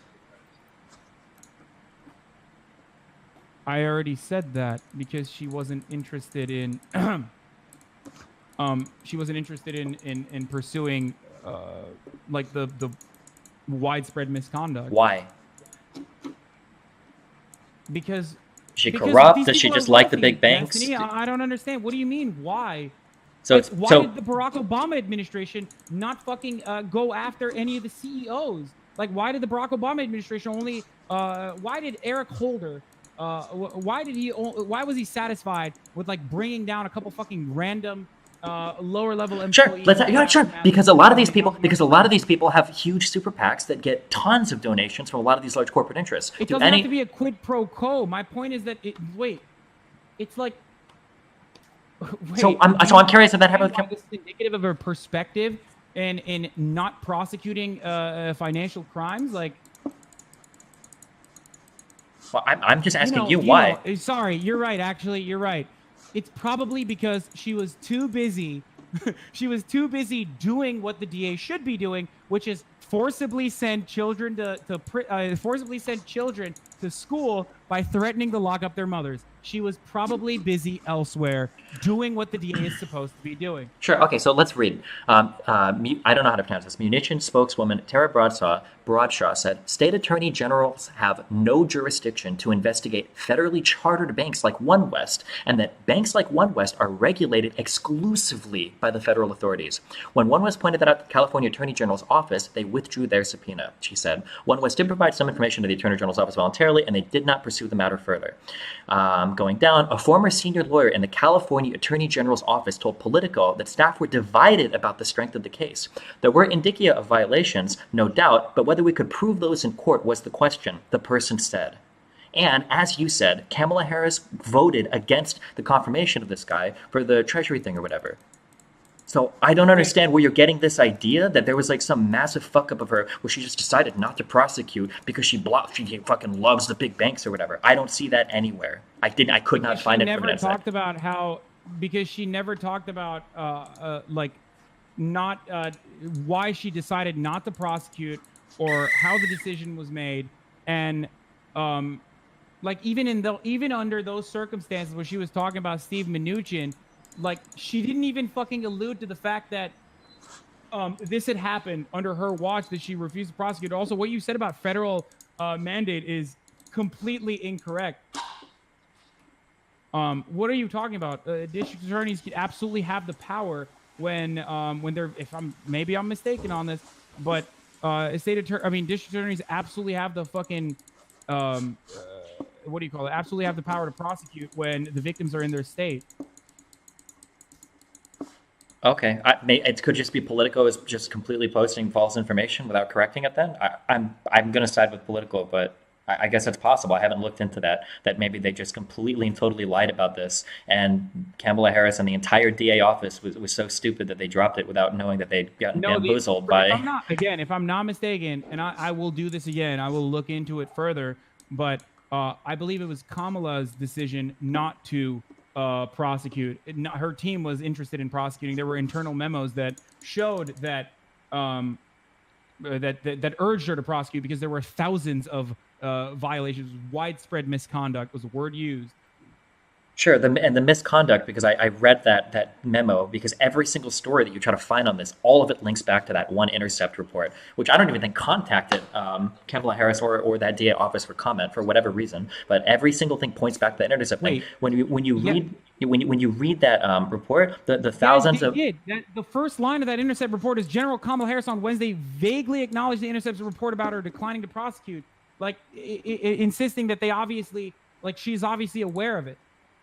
Okay, it didn't seem like they'd reached out to her to comment on this article, or maybe they did. Maybe that's what. And she said, "It is the decision my office made. We went and followed the facts and evidence, and it's a decision my office made." Harris said, "We pursued it just like any other case. We go and we take a case wherever the facts lead us." And sure. And it sounds into what the memo called widespread misconduct was closed after Harris' office declined to file a civil enforcement action against the bank. Harris' statement on Tuesday doesn't explain how involved she was with the decision to not prosecute or why the decision was made. She also would not say whether the revelations would disqualify Mnuchin for the position of Treasury Secretary. The hearings will reveal if it's disqualifying or not, but certainly has a history that should be critically examined, as do all of the nominees. Harris told The Hill. She added that she would review the background and history of all cabinet nominees, blah, blah, blah. This goes into like the further detail of why all the nominees are bad or whatever. Sure. Okay. You realize that states. You realize that states have like resources that they can allocate to certain cases, right? If they felt like we just went through this with the whole Trump-Russian stuff, right? That you can have a lot of stuff that looks real bad, but that state doesn't always feel like they have like enough evidence to actually bring forth a case and win. That generally, when the state doesn't feel like they can win a case, they're not going to bother doing it. There's not a grand conspiracy there. That happens all the time. Yeah. And I criticize in most of those circumstances, like Cy Vance, who failed to prosecute the Trump administration, or not the Trump administration, sorry, Cy Vance, the district attorney in New York, in Manhattan, said that, refused to prosecute Ivanka and Donald Trump Jr. Way back when it was exposed that there was malpractice going on or whatever the fuck in their housing practices. And he refused to prosecute them, and then literally got money in campaign contributions after that. Kamala Harris has gotten a fuckload of corporate donations throughout her entire career. Her average donation was, I think it was like, what was it? Like her small donors were, the average of her small donors, not from like campaign super PACs or whatever, was $200. And she even got money from Mnuchin, which I mentioned in the video.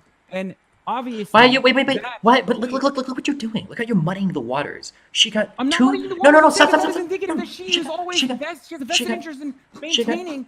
She's a vested interest in not prosecuting those in power. I mean, You're hold on. You're a lot of fucking money. This is like the race realism argument. Like every time, like you just like just swoosh over like a whole bunch of dumb shit. How is this analogous? How are you going to tell me that a $2,000 campaign donation 5 years later to a lady that didn't even vote to confirm him is examples that she has a vested interest in him? You're not hearing what I'm saying. I said she gets.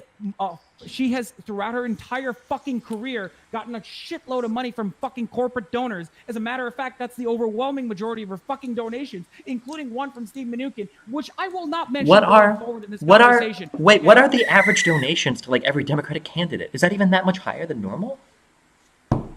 No, that's why I hate the Democratic Party. Wait, but then this isn't a critique of Kamala Harris. This isn't a critique of Kamala Harris. This isn't a critique of Kamala Harris. This is just a critique of politics in general. Why are you focusing on Kamala? Oh my God, because Kamala Harris represents business as usual politics. That's literally the point I'm making, that she is a regular Democrat, which is why she's bad. Did you not watch the fucking video? Okay.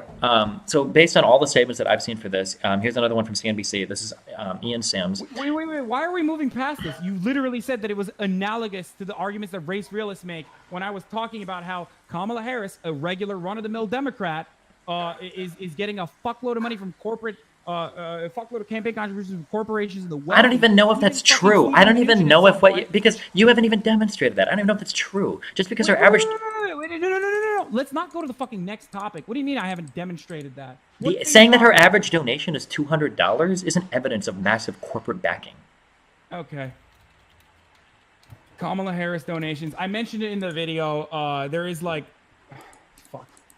Not to mention that, and another thing, when I looked into this whole prosecuting banks and everything, when the United States was looking to settle with, like, after the 2007 financial crisis, California was one of the only states under Harris that wouldn't agree to a 50-state settlement. She withdrew California from that because she thought that they weren't being held accountable enough. California was the state to lead that under Harris in backing out of that 50-state agreement because she didn't think that they were being held accountable enough for what they'd done. So I mean, I don't know. I just don't see all this evidence. Wait, I'm sorry. Wait. Can you repeat that? I'm sorry. I was looking for Kamala Harris's like average campaign contributions. Just sure. Well, let's find that. We'll find that, and we'll wait for that. No. But go on. What was your point? While I'm looking for that, like I think I can respond to sure. Your that there was when the United States, when all 50 states were looking to reach like agreements or whatever for holding financial institutions accountable for everything that happened in 2007, California was one of the only states, or maybe the first state, that led abandoning that 50-state agreement because Harris said that she didn't believe that they were being held accountable enough for the crimes that they had committed in the 2007 meltdown. Okay. Yeah, a beautiful talking point from someone who wants to appear as a populist. So, okay. It literally, it matters not to me what you say when you're running for re-election or what you say. What matters to me is what you do. And if you are doing the things that you're not saying, then fuck that. Who gives a shit? That is the whole point. That, like, this isn't just like regular purity testing. This isn't just like fucking cancerous, like Bernie bros shitting on a random person. And I really want to make this clear. It's a track record of a political operative who is interested in becoming the fucking president and and has demonstrated thus far that she will say whatever the fuck she needs to get to that point. Okay. I'm so confused. Like, what? Okay, whatever. Anyway. Yeah, just reading another quote from the CNBC article. There was no question that One West conducted predatory lending, and Senator Harris believes they should be punished. Ian Sams, National Press Secretary for Harris's campaign, told CNBC in an email, unfortunately, the law was squarely on their side, and they were shielded from state subpoenas because they're a federal bank. The California Justice Department's memo noted that the investigation was hampered by our inability to subpoena One West. But she could have filed civil enforcement action if she wanted to. And her wife, Heather, have donated almost $465,000 since 1995. Heather gave $2,700 to Clinton last May, and since 2000, the couple has given $13,400 to Clinton's Senate and presidential campaigns. Really interesting. While the majority of her cash this year went to Republicans, the couple doled out funds to Democrats. John Kander, who lost the Missouri Senate race, not like a significant enough money. It's $250. Senate race Michael Wilds defeated New Jersey, and Kamala Harris, 2000, the newly elected California senator. Another interesting note: Bloomberg reported Mnuchin could save millions in taxes with help from 1989 rule past secretaries such as Henry Paulson. Satisfy conflict of interest rules. He could sell stock without paying taxes on them as he puts money into the gains of the Treasury notes. Okay, that's unrelated. Anyway. Wait, what is this about giving to Clinton? Wait, what? So now we're going from Steve gave money to Kamala Harris, and now we're looking at who else he gave money to. In the beginning of this conversation, before my hair started fucking whitening as the conversation progressed, Clinton and Kamala Harris are basically the same, except Kamala Harris is black. That's a literal point that I brought up for you. I said that they are corporatists. They are in favor of the status quo, and that's precisely why. You're doing the race realist thing. We're going over the facts one by one. You can't keep going back to your upper level position. Like, oh, she's all these bad things. We're going over those things as part of this video. Stop painting everything with a broad brush. We're going over the finer facts right now. We don't need to paint with a broad brush. Okay? This idea that like somebody donated to her and also donated to Clinton, therefore she's bad. That's a ridiculous argument. Nobody believes that. We could play that same game with probably any politician and literally declare them to be a Nazi. I have to pee so bad. Hold on. I'm gonna pee, but at some point we're gonna table this for a brief moment, and then we're gonna fucking get back to it in a second. Go for it. Okay. Kamala Harris raised more than $12 million in the first 3 months of 2019 with big bucks from Hollywood and Silicon Valley. God, these fucking articles are so cancerous. They never reveal like the average donors at all. Holy shit. The first-term senator spent about $4.3 million in her White House bid. $9 million from her Senate account. $15 million on hand. God, okay, just give me who fucking is giving her the money. Okay, more than a third of her total. Only like close to a third, more than a third of her total came from donors who gave $200 or less. So almost 2/3 of that came from donors who gave more than $200. Okay, about 98% of Harris's contributions were less than $100, and the online average donation was $28. According to her campaign, oh god, I got to pee so bad. Although those figures cannot be independently confirmed because small donations don't need to be reported individually. Yeah. So as I mentioned in the video, close to 2/3 of her donations. I'm gonna pee myself. Close to 2/3 of her donations. Okay, just go to the bathroom. Go use the bathroom. Donors that paid more than $200.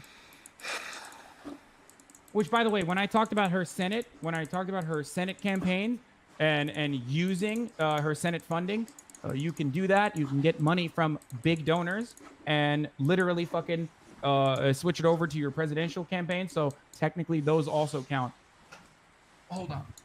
I have to pee. I don't know if a son realizes all the steps before a parent is sent to court over their kids not attending school. Yeah, maybe, I don't know. I'm back. Okay, are you ready? Oh, fuck. All right, are you ready? Yep. Kamala Harris has raised a grand total of $6.9 million in campaign contributions. The number of contributions from individuals of $200 or more is 7,000. 7,000 individuals only gave her $200. Sorry, 7,000 individuals made up 2/3 of her entire funding. Okay, is he there? Is he still here? Are you here? Yeah, I don't know what this is proving, but okay, hold on. I'm going to give you the totals. Paul Weiss, $52,000. University of California, $51,000. Zifrin Brittingham et al., $32,000. AT&T, $29,000. Alphabet, Google, $20,000. Ross Associates, Lowenstein, Mac and Andrews and Forbes, $19,000. Lionsgate, $18,000. Like CAA, $17,000. My point is, she's getting fucking large donors from the corporations in California and the wealthy in California, so that, which is obviously in line with her perspective of not prosecuting those in positions of power. Wait, I'm sorry, I don't understand at all. How can I thought you're limited on like $5,000 for your donation? What do you mean by? The way that they get around that, because she also has mentioned that she wants no PAC funding, because like another Bernie thing is that you make executives pay a fuckload of money, like executives like individually pay thousands of dollars. Okay, so what do you have to do? Wait. So you're so hold on. So no. So for some of the companies that you're bringing up, right? So wait. Can I please finish one fucking point? Oh my god, you just rambled for like 20 minutes. Okay, so these are Bernie Sanders' top contributors from 1989 to 2020, right? $400,000 from Alphabet, $360,000 from the University of California, $176,000 from Microsoft, right? $143,000 from Apple. So am I supposed to take these donations and prove now that Bernie's a massive corporatist as well, or what? Yes. If Bernie's track record showed that, and then beyond that, if Bernie's average campaign contribution wasn't significantly less, and the individual donors that gave to Bernie weren't like, the difference is someone who's a Google employee giving fucking $27 to Bernie Sanders is entirely different than a fucking executive at Google and a corporation giving thousands of dollars to to Kamala Harris. I love that, though, that you think that there's no context in this. There's no way to analyze this any other way. I just don't think looking at like campaign contributions like this is it going to be better if I say that you're making like a race realist argument here, conflating the two and making it devoid of context completely? Well, no, because I just want to drill down on the individual facts. You're the one that keeps trying to paint like a really broad narrative, and I'm only interested in like these individual things. Like, what is the acceptable average donation for you to not be a corporate sellout for a Democratic candidate? I'm curious. What does it have to be? Since 200 or whatever is too high, I guess. What? Wait, I'm sorry. What did you say? What does the average donation have to be for you to not be a corporate sellout? I guess. What is the number? Is it like over 200 is too much? Is it less than 100? Is it less than 50? Does it have to be Bernie amount? No, people can make $200 donations. I'm saying that more than a third of only a third of her, like a little bit more than a third of her donations come under $200. The rest of it, the overwhelming majority, come from, like the 2/3 come from large donations. That's my point. I don't know what is the point? I'm asking you what percentage is good? Like, what does it have to be? Wait, can you send me the link too that you're looking at? I'm just curious. Yeah, hold on. Where the fuck did it go? Here. This is one. Also, more importantly than that, again, let's just so we don't lose sight of the conversation that we were having. It is literally I was saying that her donations also follow along with her track record. No, stop doing that! Stop doing that! Stop doing that! Stop doing that! Stop doing that!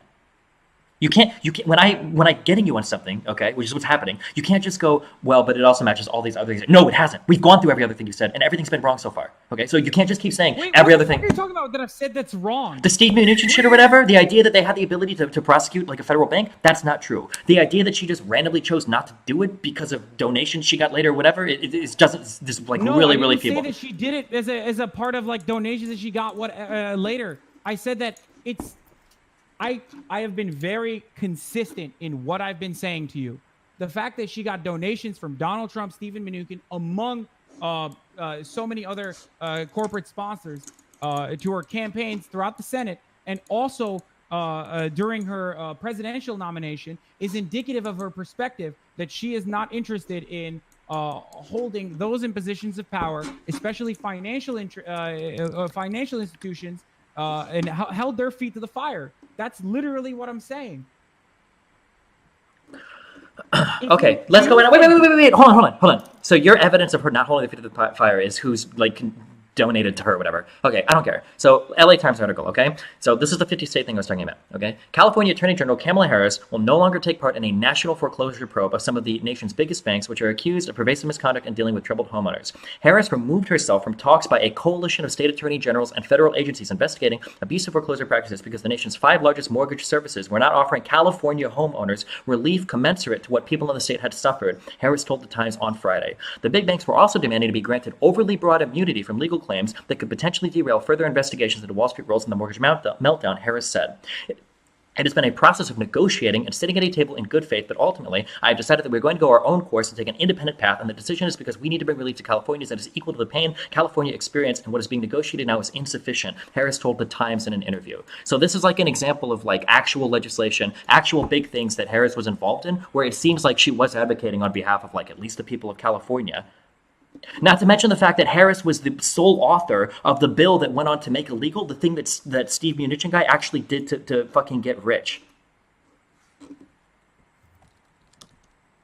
The California Homeowners Bill of Rights, which made the dual tracking shit illegal, which is how One West was cheating homeowners in the first place. That dual tracking thing, which I think is what let them like it let them like post-date documents so they could foreclose faster or some shit or whatever, right? She literally authored not just One West, by the way. That was like common practice with it. Sure, I don't care. It doesn't matter. She authored a bill that literally made that practice illegal, and she backed her state. I understand. So where is this idea? Where is this huge? Brought up the Obama, I don't care about Obama. Why are you bringing up Obama? I don't care.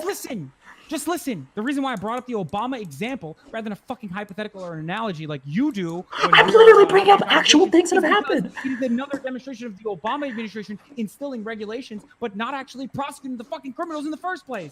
That's my point. And Kamala Harris did not do that. You say that it is because she did not have the mandate. I'm saying that she did.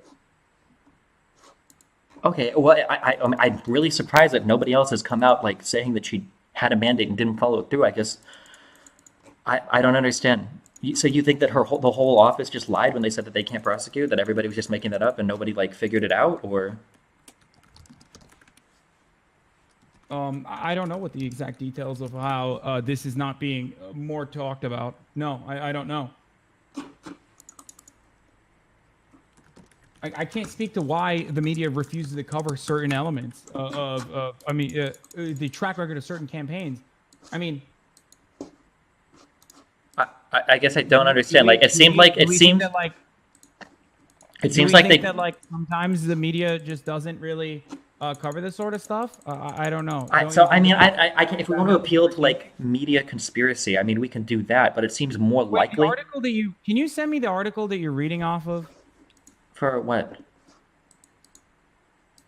the Kamala Harris prosecution, Um, failure to prosecute. here's Because the. I mentioned that they had civil enforcement to do so, and that she failed to do that, but Harris delivered the news. No, hold on. This is about the 50 big banks thing. I have to go back and look because I got 50 million fucking Wait, things what over is right this? Yeah, what the fuck? now. This is about California withdrawing from the 50-state coalition. Okay.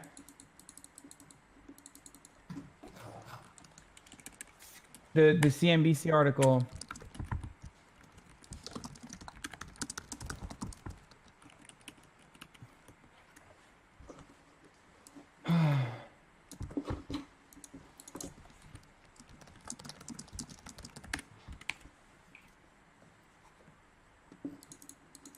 Wait, hold on, real fast. What was the initial claim about Kamala's donations? In my video, No, about what you just said about percentages or whatever. I said that 2/3 are 2/3 of our donos come from. I mean, not 2/3. Yeah, 2/3 of our donos come from more than $200. Okay, even more of Bernie's comes from. So 63,000 donation or $63,000 of the 450,000 raised by Bernie in Q1 so far has been from people under $200. So even Bernie doesn't Okay. pass this metric that you're setting. Okay. Again, like I said, it's a little different when it comes to a person who has openly advocated for the same fucking shit his entire career. So then why bring it up at all if that doesn't matter? What do you mean it doesn't matter? Of course it You matters. literally just said the You percentage of understand how donations these donos work? If it's an You- individual who's if it's an individual where the average donation is 18 fucking dollars. Wait, can you repeat that again? Okay, so Can you apparently repeat what you said again? Sure. So $63,000 of the 450,000 raised by Bernie in Q1 came from people contributing less than $200. So that means like 350K or whatever of his, or 380K. So most of the money that Bernie's raised so far has come from people donating over $200. Wait, I have to look this up. I don't think you're correct because I think his average is like literally fucking. Wait. Are you framing it as like in this insanely fucking narrow time frame too? Am I crazy?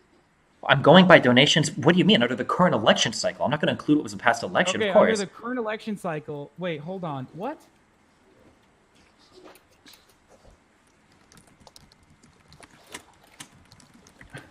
Hold on.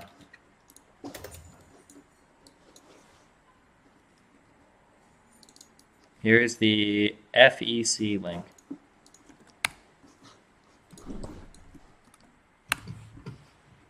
No, he keeps. Oh shit! I keep clicking on the same one.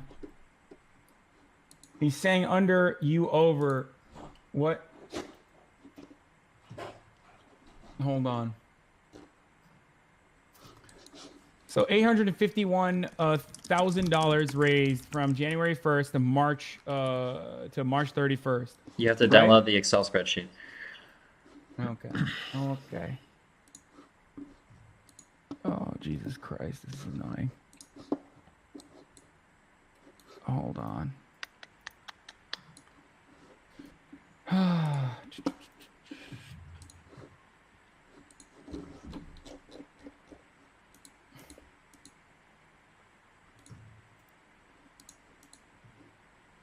Dude, by the way, like Bernie Sanders has raised $18 million from individual donations averaging $18.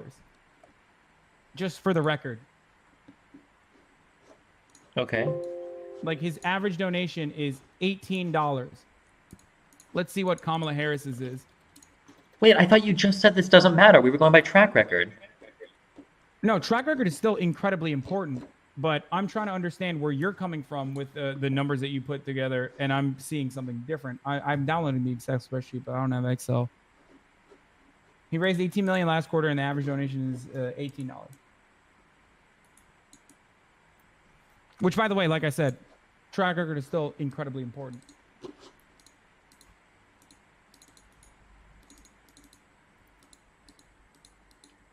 He's saying under $200. You were saying over $200. Oh, wait.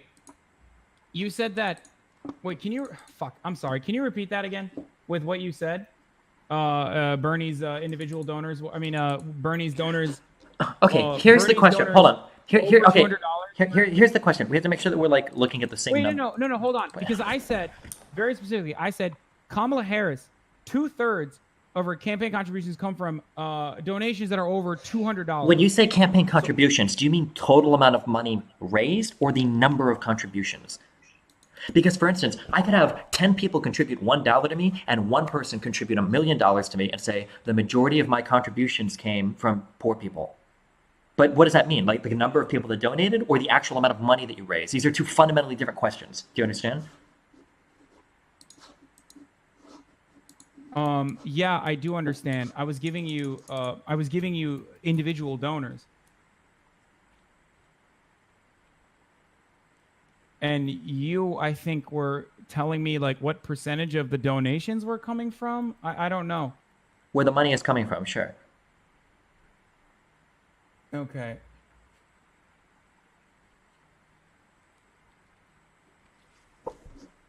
So you said, sorry, what? Fuck. Oh my God. I'm so sorry. I've been on since 2 p.m. My brain is like, I haven't eaten yet. My brain is starting to fucking malfunction. But I said that Bernie Sanders is, fuck, if only I could find the average of Kamala Harris. She says that her online donations are $28, but the online donations is not what's important. I want to know what the overall average is. Does that make sense? Sure.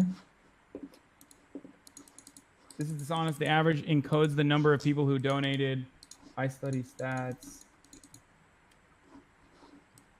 Okay.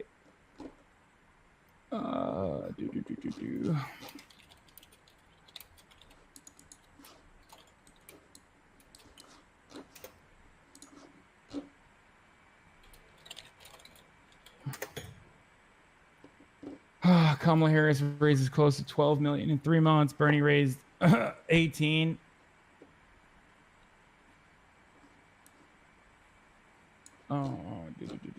More than any candidate aside from, she has pulled in large sums from online donors while also aggressively raising money on traditional fundraising circuit, an approach that Mr. Buttigieg is also employing with great success. The Harris campaign said Friday that she received donations from more than 279,000 people during the second quarter and raised more than $7 million for total online. The campaign said that its average donation is $40, lower than the $49 average reported by the Biden campaign, but higher than the $18 average cited by the Sanders team. Okay, Campaigns often point to small average donations as evidence that they are attracting a large pool of grassroots supporters. So this doesn't really The campaign seem... said it received 63,000 in the first 24 hours after the debate, more than half of whom were first-time donors to her presidential bid. It was the best online fundraising day of her campaign so far. It's really... So, like, reading this Newsweek article, Bernie Sanders, since the launch of his presidential bid, the Sanders campaign said 99% of donations were $100 or less and currently has $30 million cash on hand. They received 900,000 donations. In his first quarter, Sanders raised a little more than $18 million, roughly from 900,000 donations with an average donation of $20. Since the launch of Kamala Harris's campaign, 98% of contributions to Harris were less than $100. And her average donation, according to the campaign, was $39. Wait, I told you that... Wait, you told me that Bernie Sanders... Am I fucking crazy? Am I like misunderstanding the Excel spreadsheet? Or does it say that the overwhelming majority of Bernie Sanders's like individual donors have donated less than what do you call it? Less than $200? Okay, this is what I'm trying to illustrate, the difference between these two things, okay? Let's say that I have $1 million, okay? Let's say that 10 people gave me $1, one person gave me $1 million. I can make two different statements about this money that I have. I can say most of my contributions came from poor people because 9 of them donated $1. Or I could say most of my contributions came from wealthy people because 99.99% of my money came from one person. But these are two fundamentally different claims. Do you understand? Okay. Yes. So I don't know. The claims that I make, I'm just linking articles that say these things. I don't know what you're comparing for Bernie.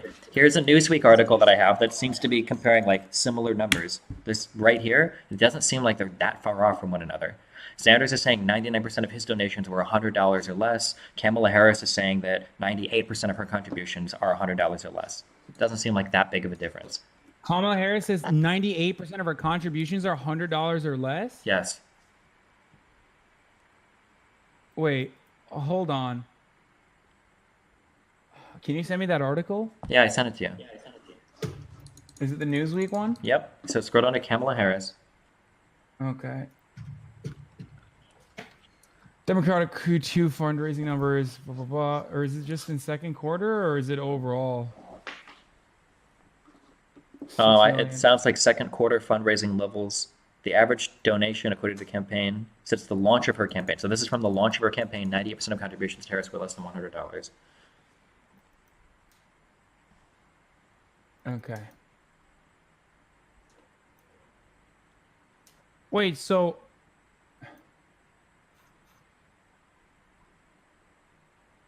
why would Kamala Harris's average contribution be so much higher than Bernie Sanders's then?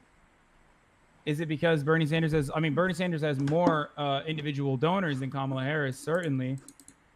Okay, so I don't know where your numbers are coming from. I'm just reading this Newsweek article, which I'm assuming is correct, but it's saying that the average donation, according to Kamala's campaign, is $39. The average donation, according to Bernie's campaign, is $20. Okay, hold on. What the fuck?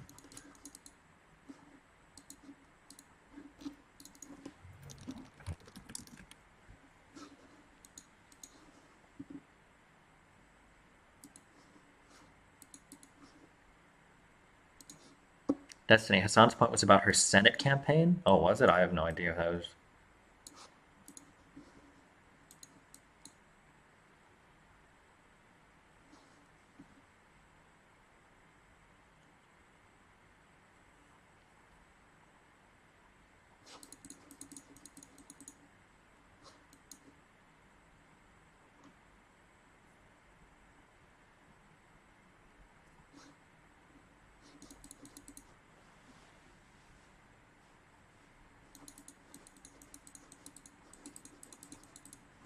Like, I think that the problem, this guy's trying to read me like how stats work. I don't understand what he's saying, but I think I understand what he's like getting at. But like the problem is like if I have like 1,000 people that donate $1 to me, right?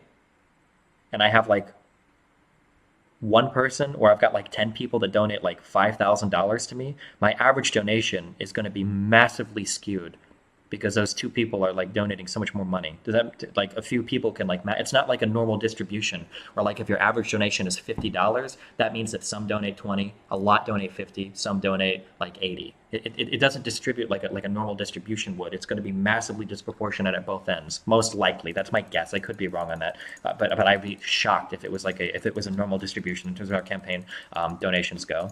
I'm guessing that most people probably donate a very little amount, and then the people that donate a lot probably donate a lot more.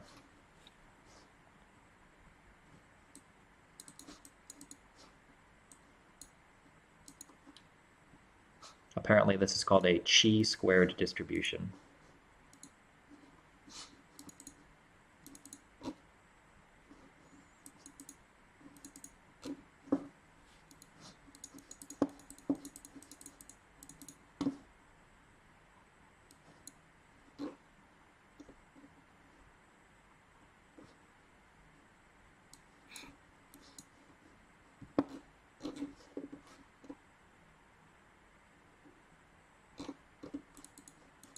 It's called chi-squared. Oh, my bad. You muted Hasan? Did I? No.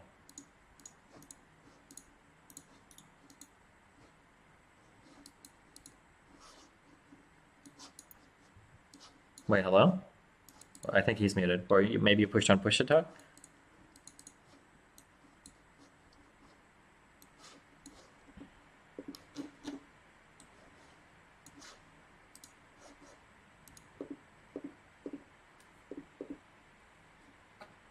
Can you hear me? Yep, I can hear you now. Hello? Okay, I don't know what the fuck happened when you were talking about the donations. By the way, thank you, Chapo, for the raid. Okay. Bernie Sanders, 14% large donor, 58%, 58.1% large individual donors for Kamala Harris. Wait, 14% large donor. Yeah, I'm looking at open secrets and the summarization for their Senate campaigns, and I believe also for the presidential campaign. And it's telling me, and I can send you these summarizations as well, but it's telling me that Kamala Harris's small individual contributions under $200 is 33%. Her large individual contributions, which are 58%, she has very little pack. Wait. So what does this mean? Like the percentage of people that donate, or the percentage of the money that she has is comprised of? The percentage of her donation come from large individual contributions. Like 58% of her donate. That's what we were talking about before as well. You see what I'm saying? Like when I brought up Bernie Sanders and the difference between Kamala Harris, I told you that Bernie Sanders' small individual contributions under $200 is at 73.7%.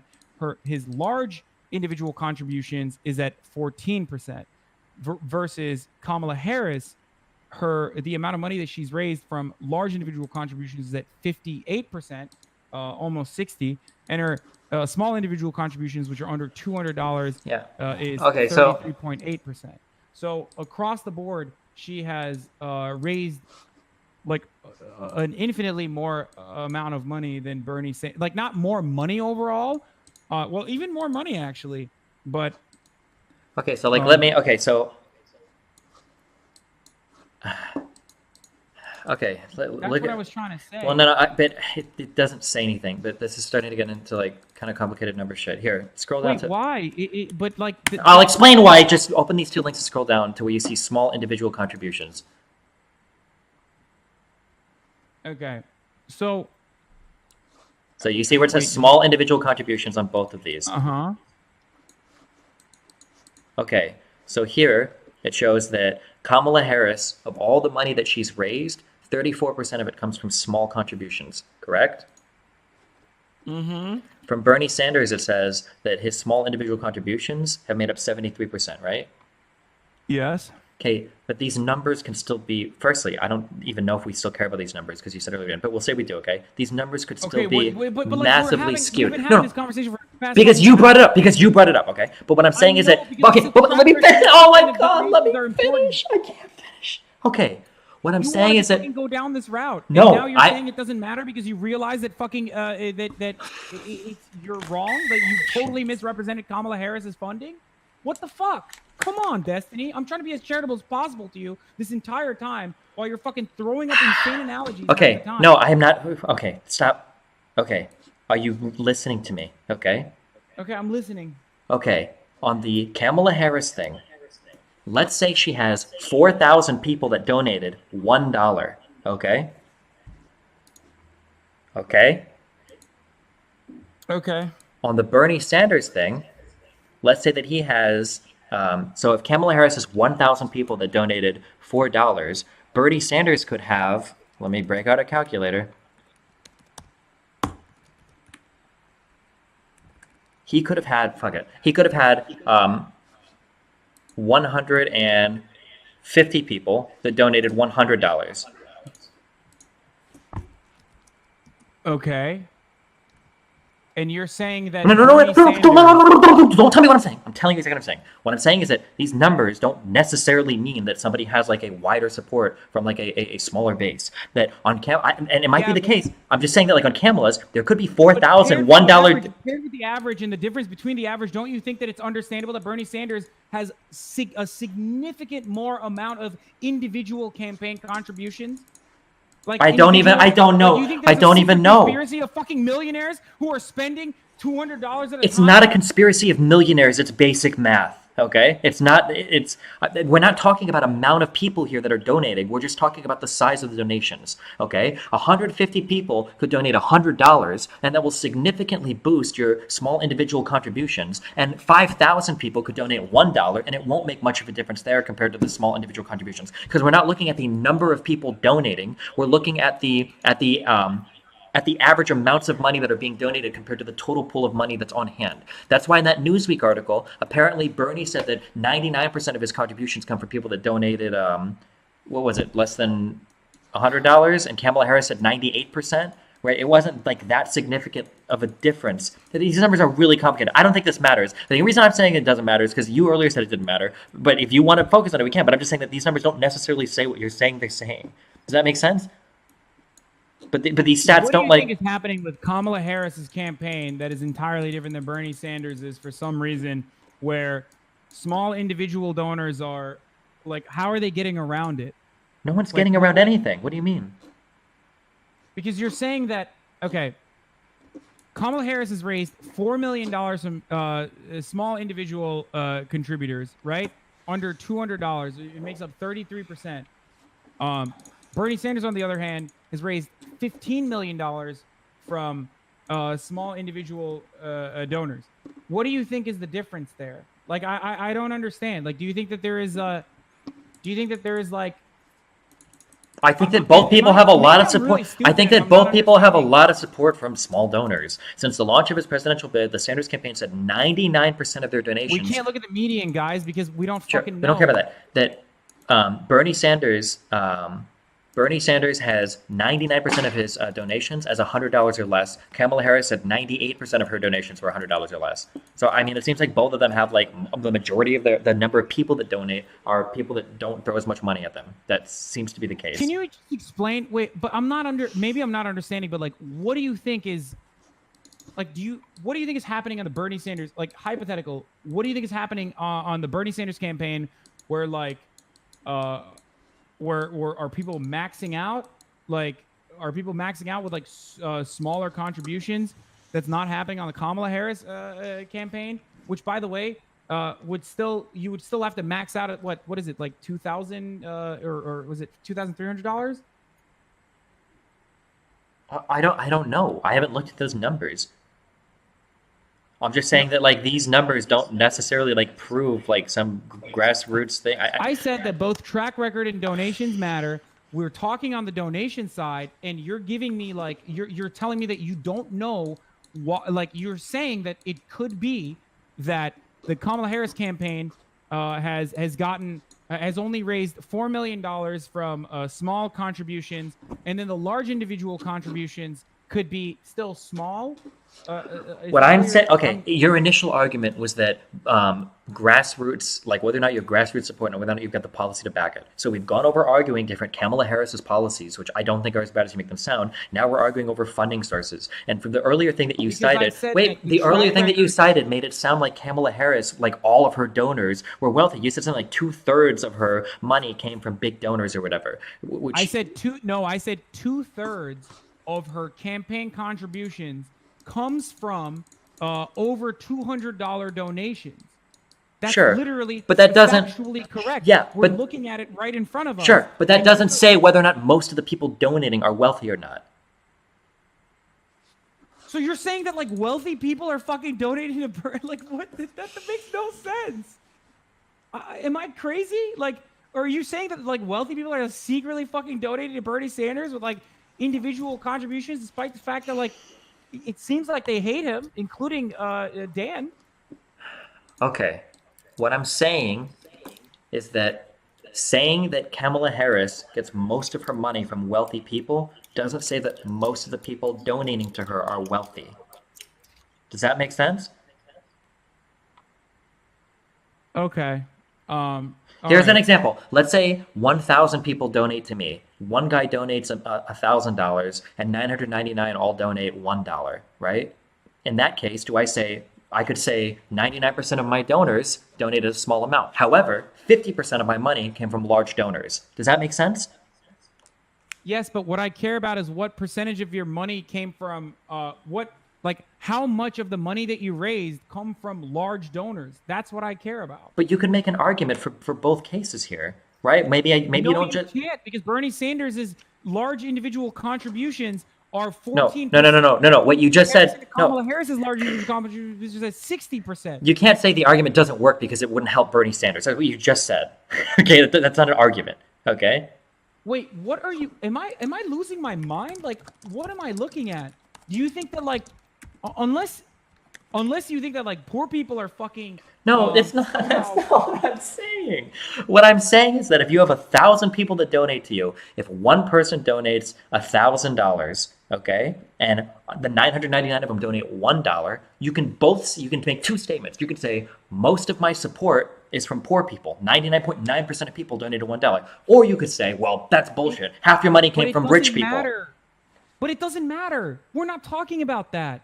So We're what are not we talking about? most. We're talking about what percentage of your contribution, how much of the money that you've raised, what percentage of the totality of the money that you've raised come from large individual contributions compared to small individual contributions. That is literally my main point. That has always been my main point. And you've been fucking going on these like weird, different fucking journeys, basically telling me that like the FCC report shows that like Bernie Sanders is small individual contributions are actually Bernie Sanders' small individual contributions are like much larger than we previously thought, or something. Like you said, like 2/3 of it come from large individual contributions, similar to Kamala Harris. Like I'm confused. We're all over the fucking place. When the only argument that I've made thus far, the original point that I made is that the track record and individual donations, the track record and how much of your money that you're raising come from large individual contributions is absolutely indicative of whether or not someone is like whether or not someone is someone I'm interested in. Okay. Okay. Am I wrong about this? I don't think it matters. I don't think it matters like because I don't think it matters like where the like if most of your donors are donating $2, that somehow that means you're like somehow more. I don't know. That's just not that important of a thing to me. But I just didn't like the framing earlier where you made it sound like all of the people donating to Kamala Harris were these rich people because of the way that you made it sound earlier, and that like all the people donating to Bernie were poor people. Like I don't know. That's not. Oh, so you're saying that it's inappropriate of me to say that like someone making a $200 donation or more is indicative that they are what do you call it? Indicative that they are wealthy. I don't even remember the original point at this point. Was the first thing you said? I said the overwhelming majority. She has a lot of corporate sponsors, and that the overwhelming majority of her campaign was funded by large individual contributions, which the data backs. I said that more than I said that 2/3 of her. I said that 2/3 of her campaign is funded by large individual contributions. That's what I said, and that's what I've been saying, and that's what I'm gonna keep saying. I don't know. That's the fact. Okay, I mean, I'll dig into the numbers later. I mean, it's incredibly fucking complicated. Are you not like what? I don't know, like these sweeping things. It was like, oh, 72% of blah blah blah came from under $200. Like these numbers could be skewed like so fucking hardcore, like in one way or another. Like it's like insane. Like apparently, like people are telling me based on this on the FEC site that like over 8,000 people have maxed out like $5,000 donations to Bernie Sanders. And on Kamala Harris, people are saying like that number is like half or less than half. So I don't know, dude. Like how many fucking psychos are love Bernie Sanders and like are giving so much money to Bernie Sanders? Like. Do you think that there's wait? So what? Like wealthy people? Do you think there's honestly a conspiracy of wealthy people who are just like secretly maxing out with under $200 donations to Bernie Sanders, and like that's why he's secretly propped up? No. Okay, then what? Like, why is that argument even a necessity when we're talking about how much of Bernie Sanders' donations are coming from large individual? I don't know. Okay, we're moving on from this topic. This is cancer, okay? Okay. Did Kamala Harris actually support three-strike laws? I couldn't find that anywhere. Maybe I didn't look hard enough.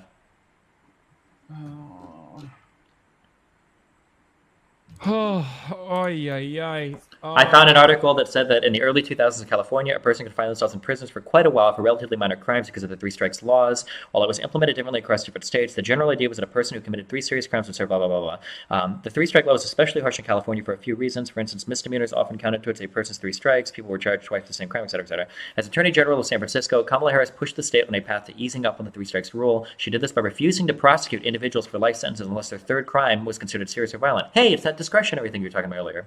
By 2012, the state as a whole voted for the same change through a referendum. So I'm curious, where does this idea that she supported like 3 strike crimes come from?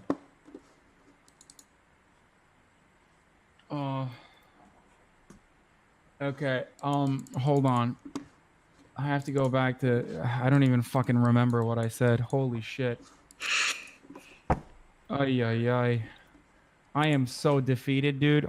Like you've owned me into oblivion, Destiny. I'm at. It's 10:30. I still haven't eaten anything yet. What did I say? Okay, listen, I love you very much. We don't have to go through this whole thing, but like, No. initially, listen, like a few weeks ago, we got into a big argument because I said that I felt like people that hardcore pull for Bernie will pull shit way the fuck out of their ass to shit all over other Democratic candidates. And I got a lot of heat from your community and my community in regards to that because apparently you look into people like Biden way more than I do. And I have no business saying something like that when I've only looked into a few points of yours that I disagreed with. So when this Kamala Harris video came out, I decided to spend my 3-hour flight looking at every single point of the video, and most of these have been like pretty grossly misrepresented on like at least one point. So I mean, like, I guess that's just my frustration that there's like 35 minutes of like these totally random assertions. Right. You're right. I'm grossly misrepresenting all of the positions that we walked through one by one, including the donor stuff. I don't know about the donor stuff. I'll give you that one if you want. I don't know. I don't care about the donor stuff. You brought that point up, but I'll give it to you if you want. I don't care. I don't care about the donor thing. Destiny. It doesn't fucking matter. You are like you're engaging in like some of the most insane fucking semantics arguments because I feel like you're butthurt by the fact that your audience said that I know what the fuck I'm talking about. Like honestly, I'm sorry, but it literally sounds like that because like we agree on fundamentally every single fucking thing that you have brought up. And you have exhausted me with insane hypotheticals the entire fucking time. You're the one saying that I never like. Exist. And it's shocking to me that you're making this seem. And numerous times you made it analogous to race realists in the way that they fucking argue, and it's crazy. You literally you're telling me that I'm giving you insane hypotheticals, and earlier you were the one saying that a woman that calls the police because she's worried about two men falling in an alleyway, that she should be considered partially responsible if they get deported by ICE. You're saying, like, how are you the one saying that I'm making the insane statements that schools ought to dismiss all like resource officers? I wouldn't do that. Oh, come on, that's such a weasel. Wait, what? What do you mean? I said that it's entirely different and understandable that she fucking would call the police under those circumstances. I wouldn't personally do it. I've been in similar situations where I haven't done it. Wait, how is this relevant to anything? She's partially responsible, but ultimately, she is not, like, ultimately, it's not the same as you fucking calling the cops from your house because you saw random people sitting outside. That's literally okay. That was the here's my argument. okay. Here's my challenge for you. Okay, Why are you changing the perspective? Like, I'm not changing the perspective at all. Listen. I'm not for this conversation anyway. You don't have to go above and beyond. I didn't strawman my position and come up with insane hypotheticals and then fucking gaslight me in the end of the conversation by saying, "Oh, like you said that a woman calling the cops would be bad because you did." This is why I specifically This is why I specifically asked you these questions with absolute razor fucking accuracy. I specifically asked you if a woman called the cops because somebody was chasing her, or because there were two people in an alleyway that she felt like they were posed a threat to her. If she called the cops and they got deported, is she partially responsible for that? And you said yes. That I specifically asked you that. Yeah. Okay. I said that she shouldn't. I said that I wouldn't do that. No. Why are you saying I wouldn't do that? This is a train wreck's answer. You're literally giving me a train wreck's answer right now. Oh God. Wait, no. It's like wait, no. This literally reminds me when someone's like, so you're saying that no. You're saying how is it a bullshit? Those random people, but the fucking school is. That was the main point. So yes, on your fucking faulty ass analogy, I said yes. Okay. Wait, so how is this an insane analogy? Are you saying that somebody's never called the cops? I don't even know what I said. I hope someone can fucking clip it, okay? I fucking hate this shit. Every time we have this conversation, you I know I cut you off quite frequently. I know that, right? But so do you. But for some fucking weird reason, the entire thing turns into Hasan kept talking over Destiny, and Hasan was like so fucking dumb or morally lucky. In an instance where, like, we literally agree, and you've done some of the most disingenuous debate tactics that I'm finally going to start fucking calling out every single time that you do it. It is like talking to Ben Shapiro, literally. Okay, if you want, I would be curious. At the end of this, you can go through this. For the raid, by the way. Fat raid. You can go through this video. You can watch it on the stream. If you feel like I used a disingenuous debate tactic, or if I strawmanned you, or if I did something bad, fucking quote it in the video, and we can go back and we can visit it at every point. I think that every analogy I used was on point. I think that every hypothetical I used was on point. But if you feel like I've engaged in some disingenuous, creepy Jewish mastermind tactic or some shit, Go back, Wait, find what? it, and then point it out to me, and we can go I over never it. said that Okay? what? I didn't say you did creepy Jewish tactics. Okay, just chill. Oh, sorry. The fuck? I heard the Ben Shapiro comparison and the creepy debate tactics, but Okay, that doesn't. When I say Ben Shapiro's argument style, it was adopted. I by know that Ben you didn't Shapiro's mean debate. Jewish. It doesn't I'm just mean it was kidding. I creepy know Jewish tactics. you weren't making anti-Semitic comments. I'm sorry. I was being edgy. Okay. Listen, I love you. If we could keep talking about it if you want, but No, it's okay. We'll continue this. We'll continue this debate in part 2. Okay. okay.